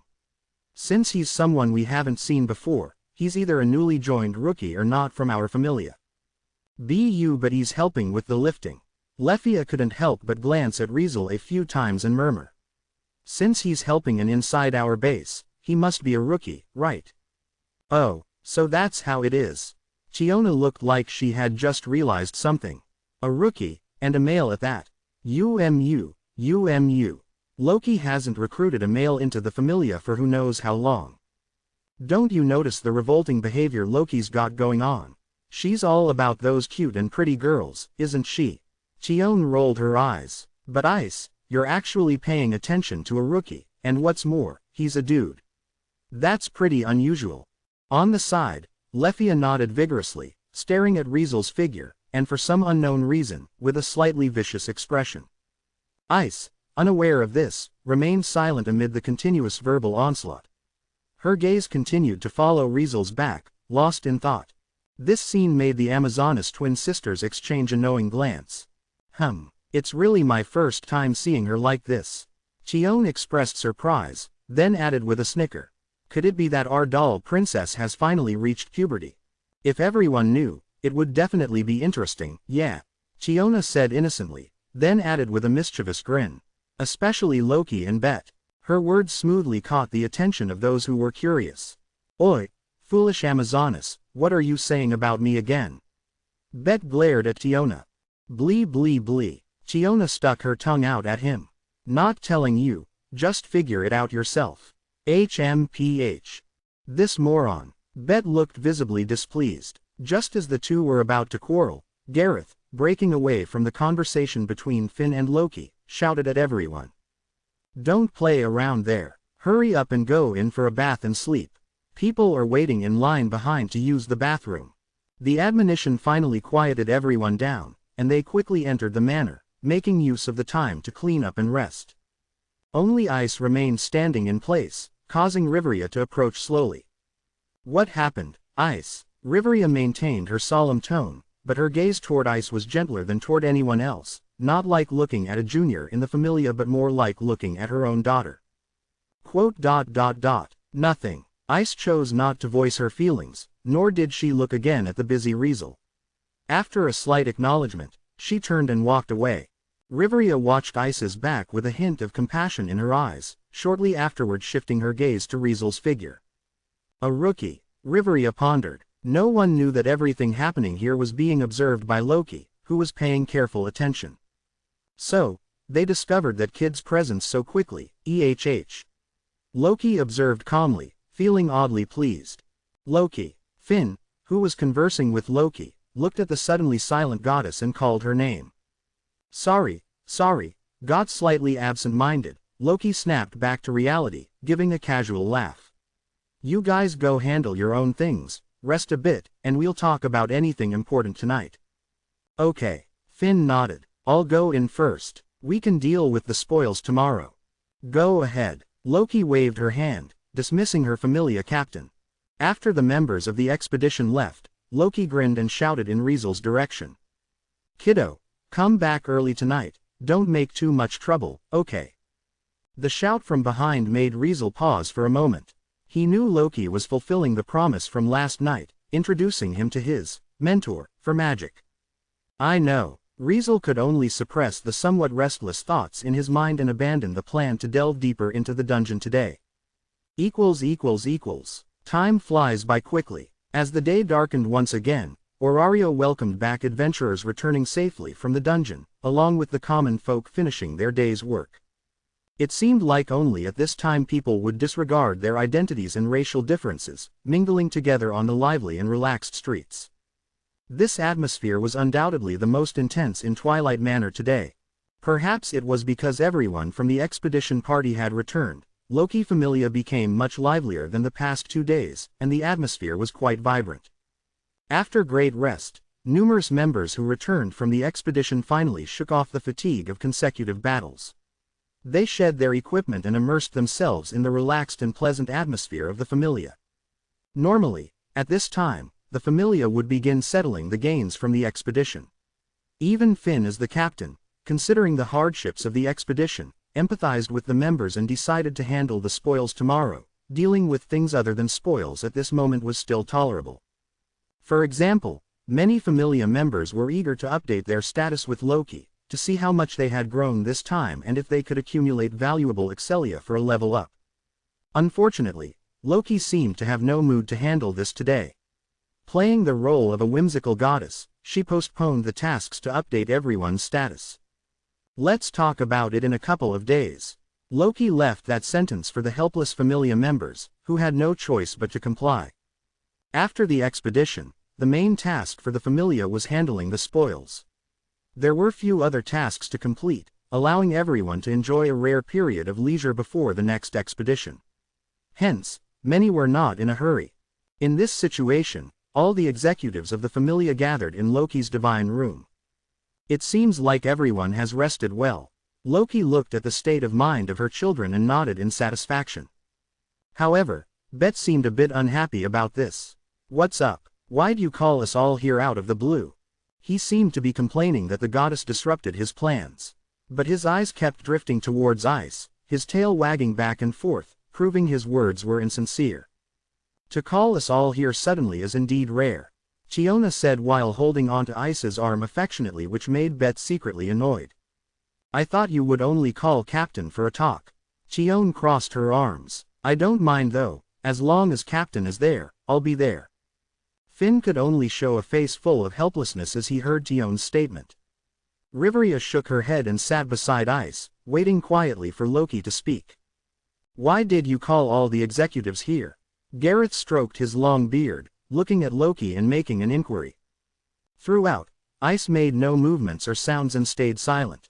Loki, with hands on her hips, proudly spoke. "No worries, I just want to introduce a troublesome brat to everyone." Upon hearing that, everyone was momentarily stunned. Introduce someone? They were all even more confused. Who could make their goddess, who usually had no proper manner, treat affairs so seriously? What's more, she gathered all the executives just to introduce someone. Everyone present looked at each other, curiosity building up. Chapter 17, Introduction. At this moment, Riesel had no idea that Loki had already gathered the entire Familia's first-class adventurers for him.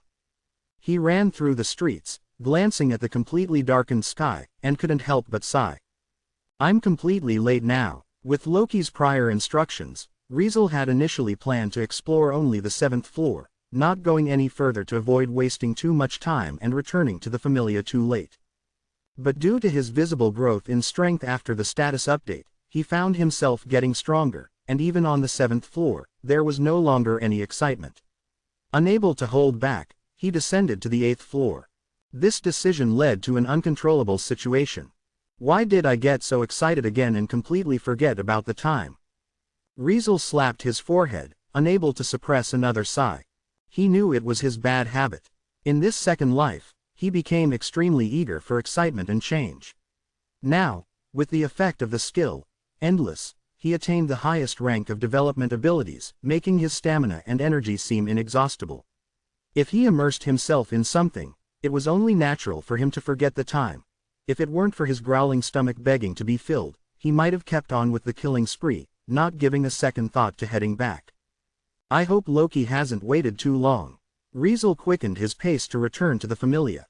With his current speed and almost limitless stamina, he made good time. Before long, he smoothly returned to the Familia's base, back to Twilight Manor. "Oi, Riesel." As Riesel prepared to enter the manor directly, a voice came from above, causing him to halt. Looking up, Riesel realized that Loki was leaning out of a window on the top floor of the central tower, waving at him. "You're finally back," Loki shouted gruffly. "Hurry up and come up. Everyone's waiting for you."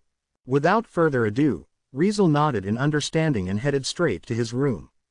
He stripped off his dirty clothes and armor, placed his weapons by the bed, tidied himself up a bit, and then quickly made his way to the divine room. "Here he is. Come in quickly." Without waiting for Riesel to knock, Loki, as if anticipating his arrival, opened the door and ushered him inside. He entered the room, instantly bathed in the gazes of everyone present. Glancing around, he instantly raised his eyebrows in surprise. Well, all the Familia's first-class adventurers are here." As Riesel thought like that, the people in the room also observed him. It's him. Ice, who had been silent in the corner, gently froze upon seeing Riesel. "Aren't you the rookie Ice was spying on today?" Chiona exclaimed in surprise. Her words contained so much information that everyone present, including Riesel, was left stunned. Ice was spying on someone. Finn and Gareth simultaneously exclaimed and wore puzzled expressions. So, Loki was talking about him. Riveria also gave Riesel a once-over. Indeed, Tion, staying by Finn's side, was somewhat surprised as well. Only Bet stared blankly for a while, then exploded. You foolish Amazoness. What bullshit are you spouting again? Bet snapped with bared teeth. Ice would never spy on such a small fry, right? You're the one being foolish. Chiona, annoyed, retorted bluntly. Why don't you go ask Ice herself? All eyes turned to Ice. Ice, with a slightly embarrassed expression, struggled to explain and ended up blushing, not out of timidity, but out of embarrassment. After all, why did Tiona have to phrase it in such a way that could be easily misunderstood? So, Ice didn't want to speak and dared not look at Riesel's expression at this moment. Riesel, on the other hand, also didn't dare to glance at Ice. Although Tiona's bizarre statement made him pause for a moment, he quickly composed himself, taking the initiative to change the topic. I'm sorry for being late. Riesel apologized to all his familia's seniors present.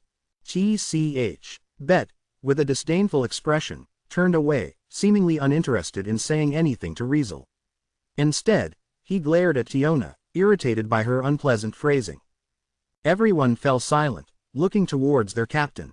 Are you the rookie Loki mentioned? Finn gave Riesel a generous smile. Despite Riesel's attitude, Finn remained friendly, even expressing some appreciation. Venturing into the dungeon until this time, you're a hard worker one. As the captain, Finn wouldn't blame someone for being a little late, especially considering the rookie's achievement who ventured into the dungeon until this hour. Thank you for your understanding. Riesel also didn't underestimate Finn, despite his deceptive appearance. After all, the Palom before him, who looked like an underage human child, was not only a level 6 first-class adventurer but also considered a hope and a hero within his race. He had led Loki Familia for decades, turning it from a newly established small familia into one of the strongest familia in Orario. With numerous adventures and a personal epic, he was a legendary figure known worldwide. So, whether it was the elven royalty like Riveria or the distinct and independent personalities of the familia executives present, they all sincerely respected Finn, who seemed to lack any authority. Even Loki, as the familia's goddess, was now just smiling and watching everything unfold, completely giving the stage to Finn. This clearly demonstrated his ability and prestige.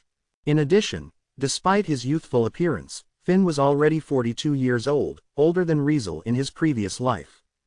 All in all, Riesel had no reason to underestimate Finn. On the other hand, Finn was filled with goodwill and curiosity as he faced Riesel calmly standing before him. Loki couldn't stop praising you. She was just singing your praises endlessly in front of us, you know. Finn chuckled. To be the subject of Loki's admiration, it's a rare thing. Honestly, I'm quite curious about you. Yeah. Chiona couldn't hold back any longer. She raised her hand and shouted eagerly.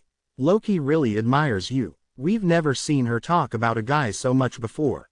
Yeah, there are quite a few girls. Chion added with perfect timing and spoke mysteriously. But Loki only praised their looks and figures. Everyone present immediately nodded in agreement. ... Loki, who had been smiling, lost her smile after hearing that statement. Did they just blatantly talk shit about me? I'm your goddess, for fuck's sake.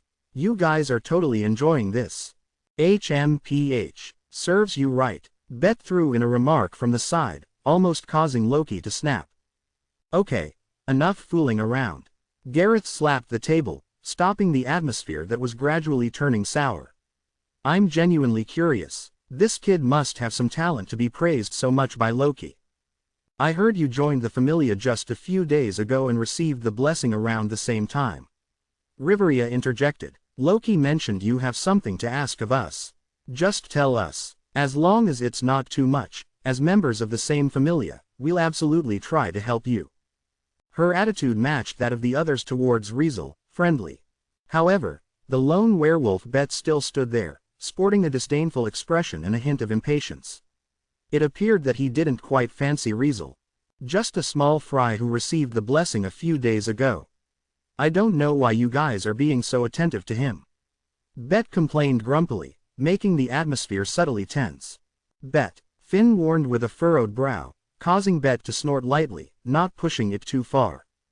Ignore him. He's just foul-mouthed. The twin sisters, Tiona and Tion, approached Riesel and comforted him. Ice shifted her gaze back to Riesel and observed him with worry. But Riesel only glanced at Bet, who showed no remorse on his face and calmly shook his head, unfazed. Thanks for the concern. I'm fine and not bothered at all. Riesel pondered for a moment, then continued. But, speaking of which, I do have an awkward request. I was hoping seniors could lend me a hand. Hey, what is it? Finn chuckled and was still a bit unclear about it. After all, Loki had gathered everyone here to introduce Riesel, and the only reason could be for this so-called awkward request. In other words, she was indirectly telling them to assist Riesel. With this thought in mind, Finn exchanged glances with the other two top executives, waiting for Riesel to speak up. In this silent situation, Riesel finally opened his mouth. I want to consult about magic. With just one sentence, everyone blinked in surprise. Consult about magic. Riveria, who was known as the strongest mage in Orario, became intrigued when the request involved magic. Yes, Riesel nodded. I've awakened a magic, but to use it, I need to meet certain conditions. The specifics of these conditions didn't need much explanation. In short, he needed someone he could consult with to be able to use his magic. What kind of magic is it? Tiona couldn't contain her curiosity. Finn, Riveria, and Gareth all looked directly at Loki. Well, his magic is somewhat similar to Lefia's elf ring. Loki chuckled and remarked mysteriously. With just one sentence, everyone simultaneously raised their eyebrows in surprise, and the way they looked at Riesel also started to change. Chapter 18. First Mentor. Lefia Voridis. This morning, she was by Ice's side, always following behind her like a fangirl. Even though Lefia wasn't present, in the hearts of the executives present, the position of that elf was quite significant. The reason was straightforward. Lefia, who was a junior and treated as the second string in Loki Familia, had already received a blessing due to her formal education in the school district. Unlike someone like Riesel, who joined as an ordinary person, she joined the Familia with a bestowed blessing. She was a legitimate mage who not only possessed outstanding magic but also had specialized skills that enhanced her magical prowess.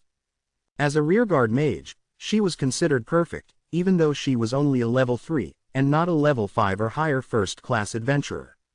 With her skills and excellent she wielded firepower comparable to a level 5 first-class mage. In other words, Lefia was a genius with a full bag of innate magical talent. Even as a junior in the Familia, this elf was highly regarded by the Familia executives. Especially for Riveria, who was also a mage and an elf, there was a subtle sense that she was grooming this junior as her successor. And who was Riveria? High elf, elven royalty, Orario's strongest mage, and Loki Familia's vice-captain, as well as top executive. She was adorned with a halo. As the successor to such a character, Lefia's lowest achievement in the future will be as the second in command of the Familia, or perhaps even surpassing Riveria to become the world's strongest mage. Lefia, as a magical genius, not only possessed 3 magic but one of her magic was particularly special.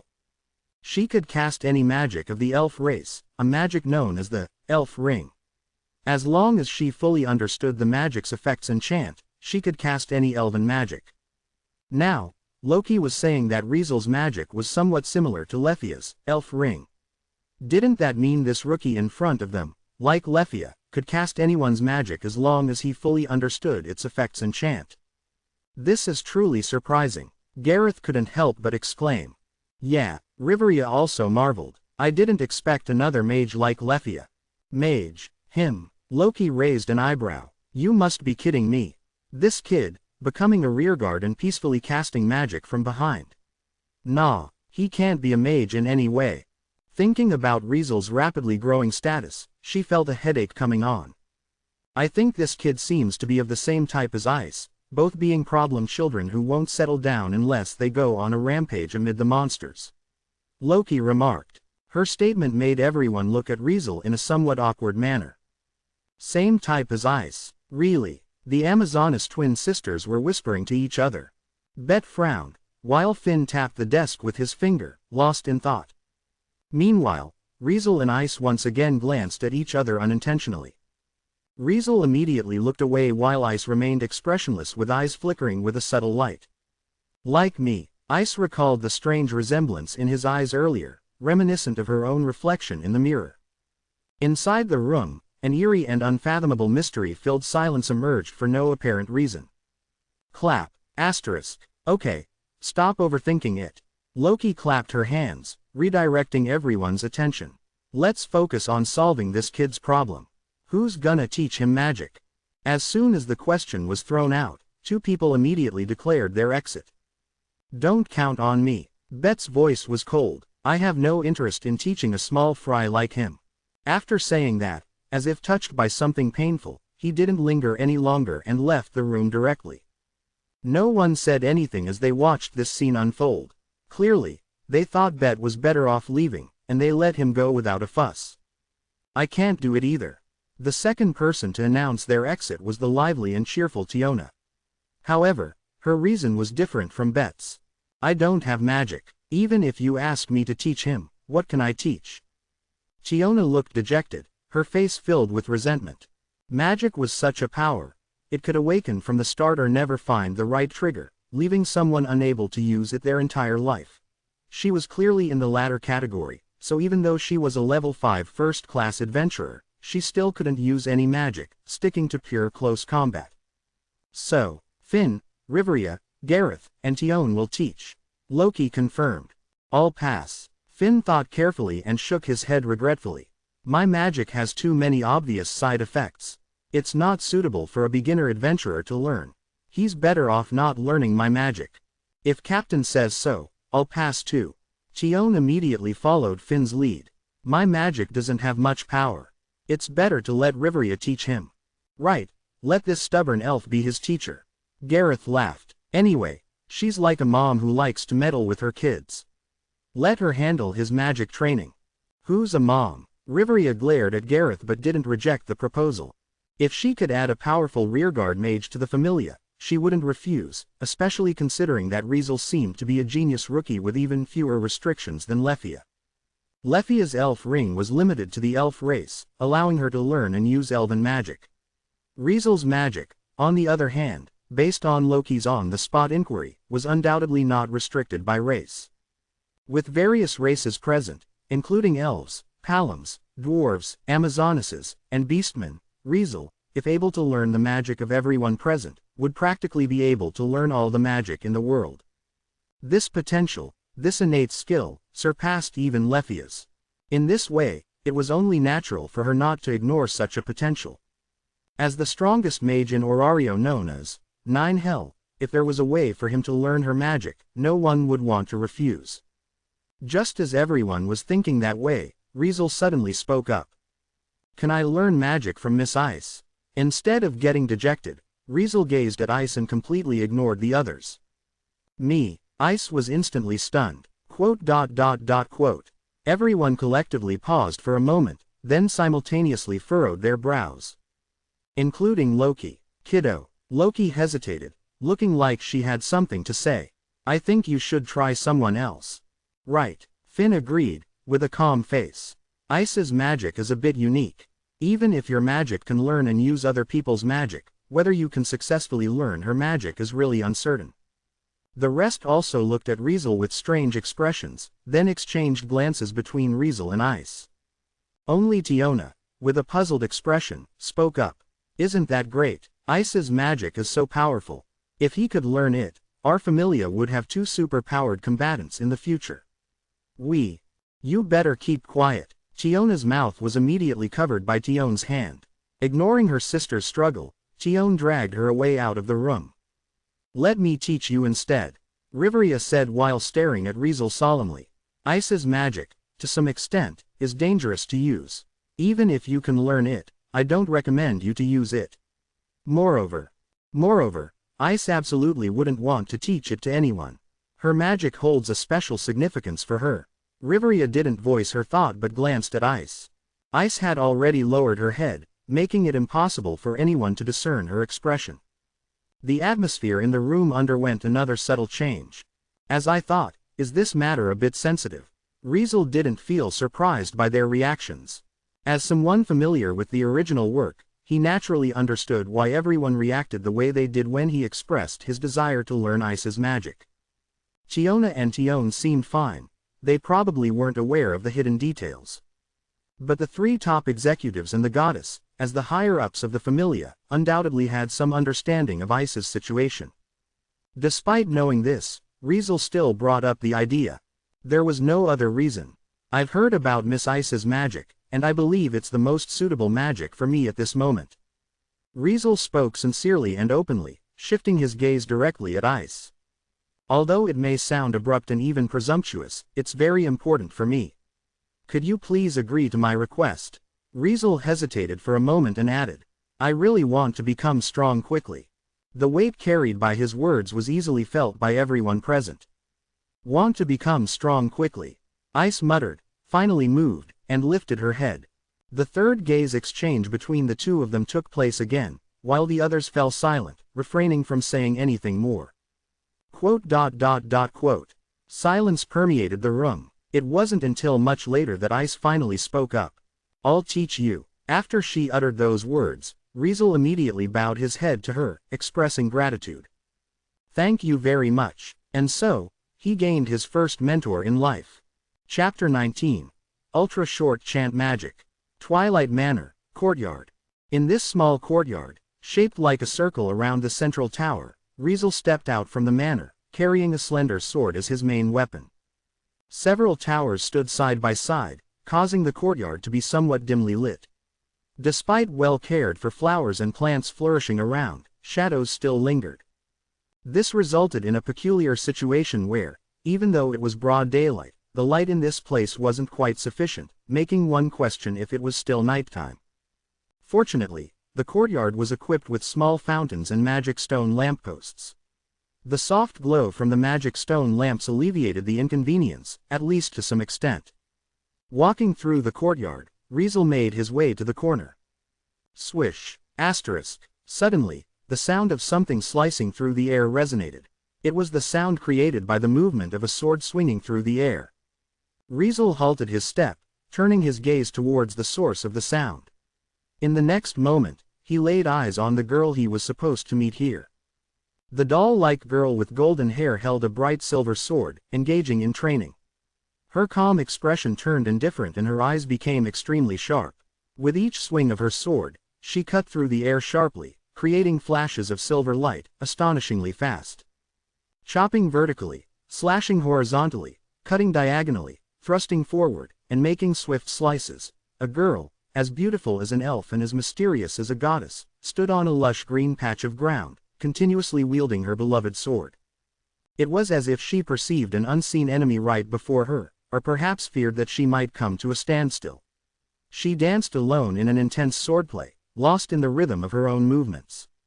Observing this scene, Riesel remained silent, refraining from disturbing her or making any unnecessary moves, simply standing in place and watching with his eyes bright and focused. He was learning her swordsmanship and attempting to understand the trajectory of her sword swings. Unfortunately, her sword was too fast, to the point where he couldn't keep up with her movements. All he could see were silver streaks dancing in the air, and nothing more. Despite this, he did not feel bored. He continued to watch attentively until the sunlight descended from the sky, illuminating the entire courtyard. Huff! Finally, Ice stopped. She raised her sword upward, then sheathed it. After finishing her exercise, she turned towards Riesel. Sorry, Ice said somewhat apologetically, lowering her eyes slightly. Made you wait.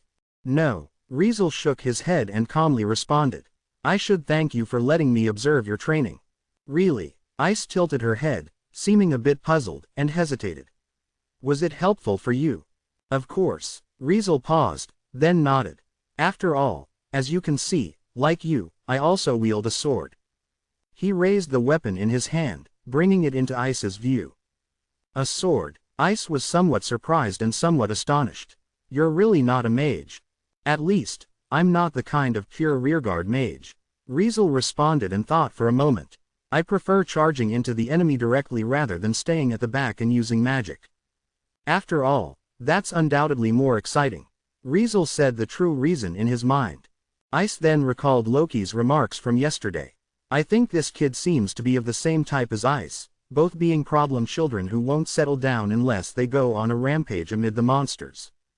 As she thought about that, Ice couldn't help but feel a bit of closeness to him. She just felt that this rookie, highly praised by Loki, was quite similar to herself in various aspects. Now, he even wanted to learn her magic. Just thinking about it, Ice couldn't help but feel a complex mix of emotions. Can I ask you a question? Driven by these complex emotions, Ice turned her head to Riesel and asked. Go ahead. Riesel seemed to have some idea of what Ice was about to ask, with his expression remaining unchanged. Why me? Ice carefully chose her words but ended up saying them somewhat clumsily. Riveria is willing to teach you. Even with the strongest mage in Orario offering to do so, why choose me when you could learn from her? My magic isn't as flashy as Riveria's or Lefia's, with powerful effects and range. That was how Ice saw her own magic. Riesel also knew that if he wanted to be powerful, generally accepted magic in line with people's expectations of the term, learning from Riveria would be the best choice. Her magic was known for its firepower, capable of incinerating enemies even higher leveled than herself, or scorching a large area around. In comparison, Ice's magic, though unique, lacked that decisive power and firepower. Therefore, under normal circumstances, one would prefer to learn Riveria's magic. Unaware of Ice's thoughts, Riesel had his own considerations. As I mentioned yesterday, I personally believe that your magic is the most suitable for me at this moment. He explained while looking directly at her face. As everyone knows, all magic in the world shares a common usage requirement. You must recite a fixed chant, also known as chanting. As she heard his reason, Ice nodded in agreement. Chanting was the only way to use magic. It served as the trigger for magic, stabilized one's mind, to smoothly convert the basic ability of mag into fuel, and released the phenomenon known as magic. This held true in both the main world and this world. Generally speaking, the longer the chant of magic, the more time it took to chant, and the more astonishing the power and effects of the said magic. However, this didn't mean that magic with a lengthy chant was a good thing. Magic with a long chant may indeed be extremely powerful. On the other hand, the time it takes to cast becomes long, leading to various problems. That was how Riesel saw it. Setting aside interruptions and unexpected events during casting, for the growth of status, having magic with a long chant is not a good thing. Magic that took time to cast inevitably had many limitations in its usage, with few opportunities to use it.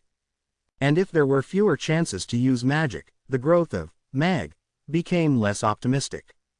Whether it was mag or other basic abilities like STR and Dex or AGI, the way to make them grow was to use them frequently. If one didn't get the chance to use them regularly, it meant that basic abilities related to the power and effects of magic, such as mag, were challenging to improve. Because of this, many mages put a lot of effort into finding opportunities to unleash their magic. However, the power of magic was extraordinary, a supernatural force that could cause massive destruction with just one strike. Inside the city, it was generally difficult to find opportunities to use it. Even when entering the dungeon and casting magic in it while facing attacks from monsters, whether mages could maintain their composure and focus to smoothly chant their magic was another uncertainty. Therefore, the improvement of mag was acknowledged to be more challenging than other basic abilities and considerably more so. Similarly, once this ability was enhanced, the direct impact was a significant improvement in one's magic power, effects, and more. The reason Riesel chose Ice's magic was that, in his view, within the entire Loki familia, only her magic was the easiest to use. If I'm not mistaken, your magic should belong to the ultra-short chant type, right? Riesel's inquiry was met with a confirming gesture from Ice. Basically, magic was divided into ultra-short chant, long chant, and ultra-long chant. The longer the chant, the stronger the magic, but the usage time and convenience would decrease. Conversely, the shorter the chant, the weaker the magic, but it would possess the convenience of being able to be activated quickly. Ultra-short chant magic is the easiest magic to use. Riesel stated his purpose clearly. I just want to learn magic that's easy to use, magic that can be used frequently. That's the way to train, Mag. Riesel calmly smiled and continued. And once, Mag, is improved, the scale and effectiveness of magic will also increase. When I learn other magic in the future, the power and effects of the magic won't be limited by the low, Mag. They might even show stronger power and effects because my, Mag, has been improved. He had long decided that his first magic had to be an ultra-short chant magic. Only by getting a hold of ultra-short chant magic first, could the growth potential of his future magic be ensured. Of course, this would inevitably cause a problem. That was, the magic he learned would inevitably not have too much power and effect. However, in the face of the swordswoman before him, this problem did not exist. Because the only magic Ice possessed, classified as an ultra-short chant magic, actually belonged to an extraordinary type. Its effects were not only not weak but rather acknowledged as strong. How strong? Strong enough that Ice, despite being only level 5, while there were influential figures at level 6 and level 7 above her, could still stand out and become the strongest swordswoman in everyone's eyes. Therefore, could you please use your magic? Riesel requested with an earnest expression. Quote. After a moment of silence, Ice responded. Tempest. Whoosh. The wind began to swirl around her body. Chapter 20. Ariel. In the courtyard, an unknown and beautiful scene quietly unfolded. The wind was picking up. The wind was gathering. Visible air currents, like a playful fairy, suddenly swept in from all directions, wrapping around Ice's body. In this visible wind, the girl, enveloped by the gentle breeze, had golden hair that shimmered like sand, dancing in the air. It was a sight as beautiful as a painting. This is my magic, Ice said calmly while being surrounded by the wind as if she had transformed into a wind spirit. Riesel stared intently at the wind around her body, memories in his mind coming to life. Ariel, that was Ice's only usable magic, an enchant-type magic. Enchant-type magic could attach a certain magical attribute to oneself or objects one touches, enhancing one's power and abilities. Ice's Ariel was a wind element enchant-type magic. The chant for this magic consisted of only one word, an ultra-short chant. This made it exceptionally fast to cast, with a difficulty level surprisingly low compared to other magic. When activated, the magic provided the caster with the protection of the wind, the power of the wind element, control over wind force, and the ability to wrap wind around the body and weapon. It served as both protection and assistance in attacks, increasing speed, and even granting the ability to fly short distances. It was almost an all-in-one package of attack, defense, speed, and support, with the only drawback being its inability to perform long-distance attacks. Now, this magic was unfolding before Riesel's eyes, imprinted in his memory. At this moment, he felt it. His memories were stirring. Tempest. As if by instinct, Riesel chanted the ultra-short chant he had just heard a few seconds ago. The stirring memories immediately responded to his chant. Whoosh. The wind swept in again. However, this time, it came from all directions. It started off faint, but gradually, the powerful wind created by the atmosphere became more and more spectacular, wrapping around Riesel's body. My magic. Ice's attractive eyes widened involuntarily. Not only Ice but even Riesel in the courtyard failed to notice that, above, several windows were open, allowing lines of sight to peek through, gazing in their direction. Succeeded, Loki muttered in astonishment as she looked at Riesel effortlessly using Ice's magic.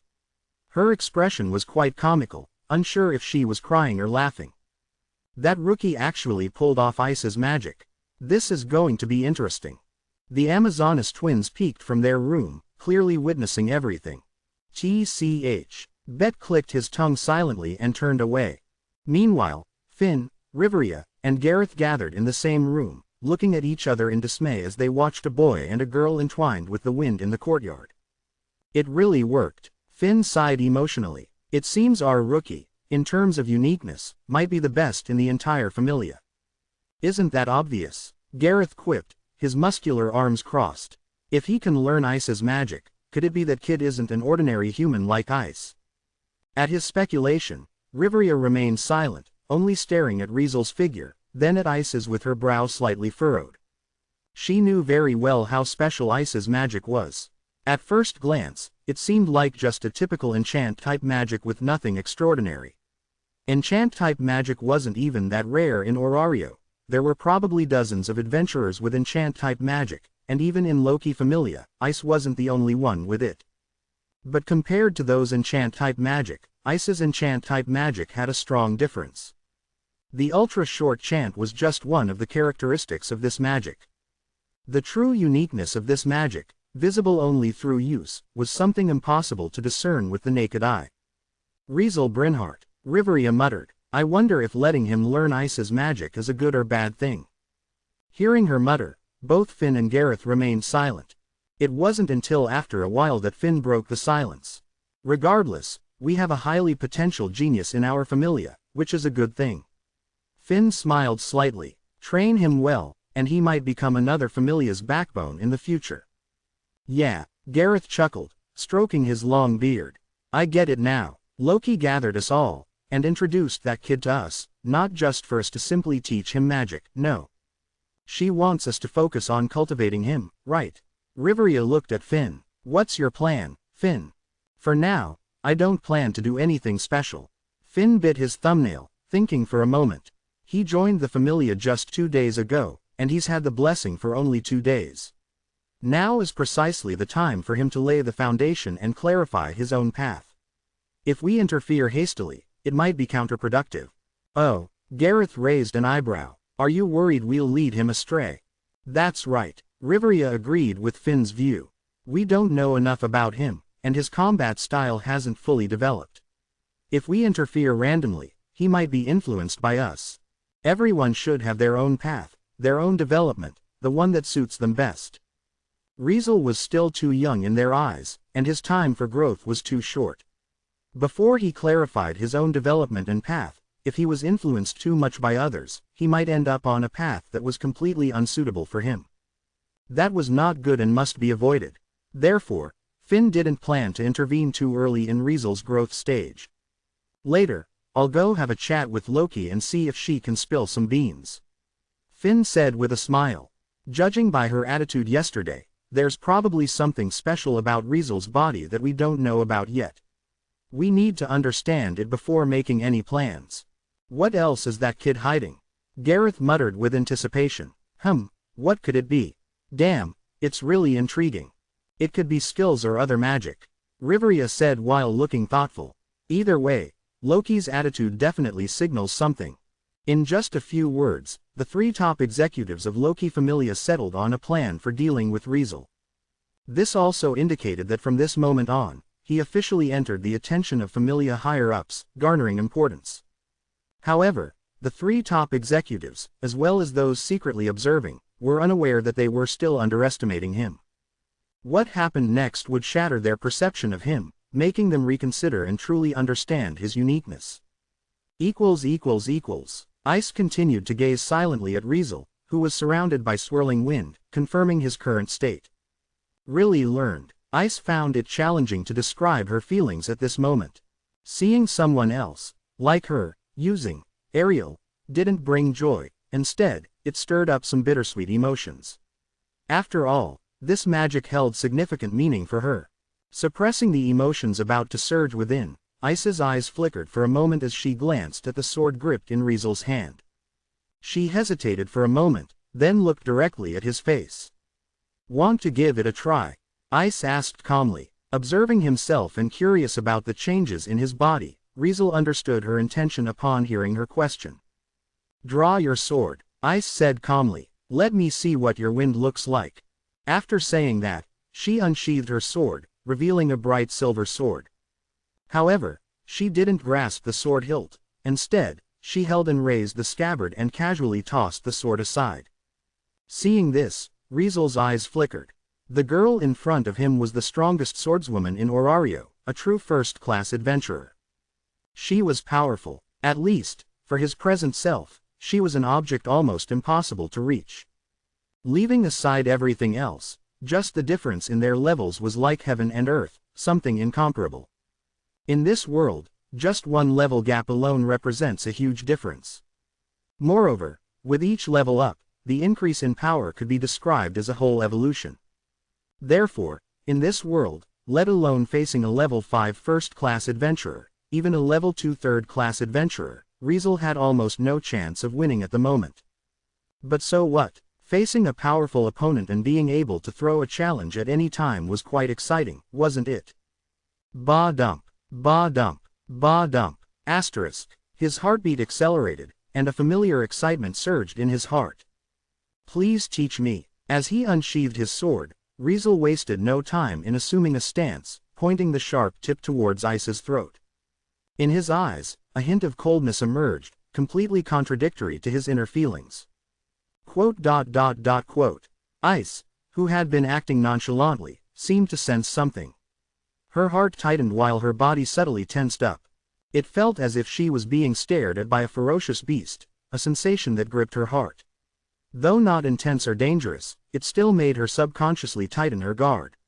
Crack, asterisk. In that instant, Riesel forcefully stepped on the ground with the wind swirling around his body. With the aid of Ariel, his figure turned into a bullet, charging towards Ice, whose pupils had contracted, marking the beginning of the battle.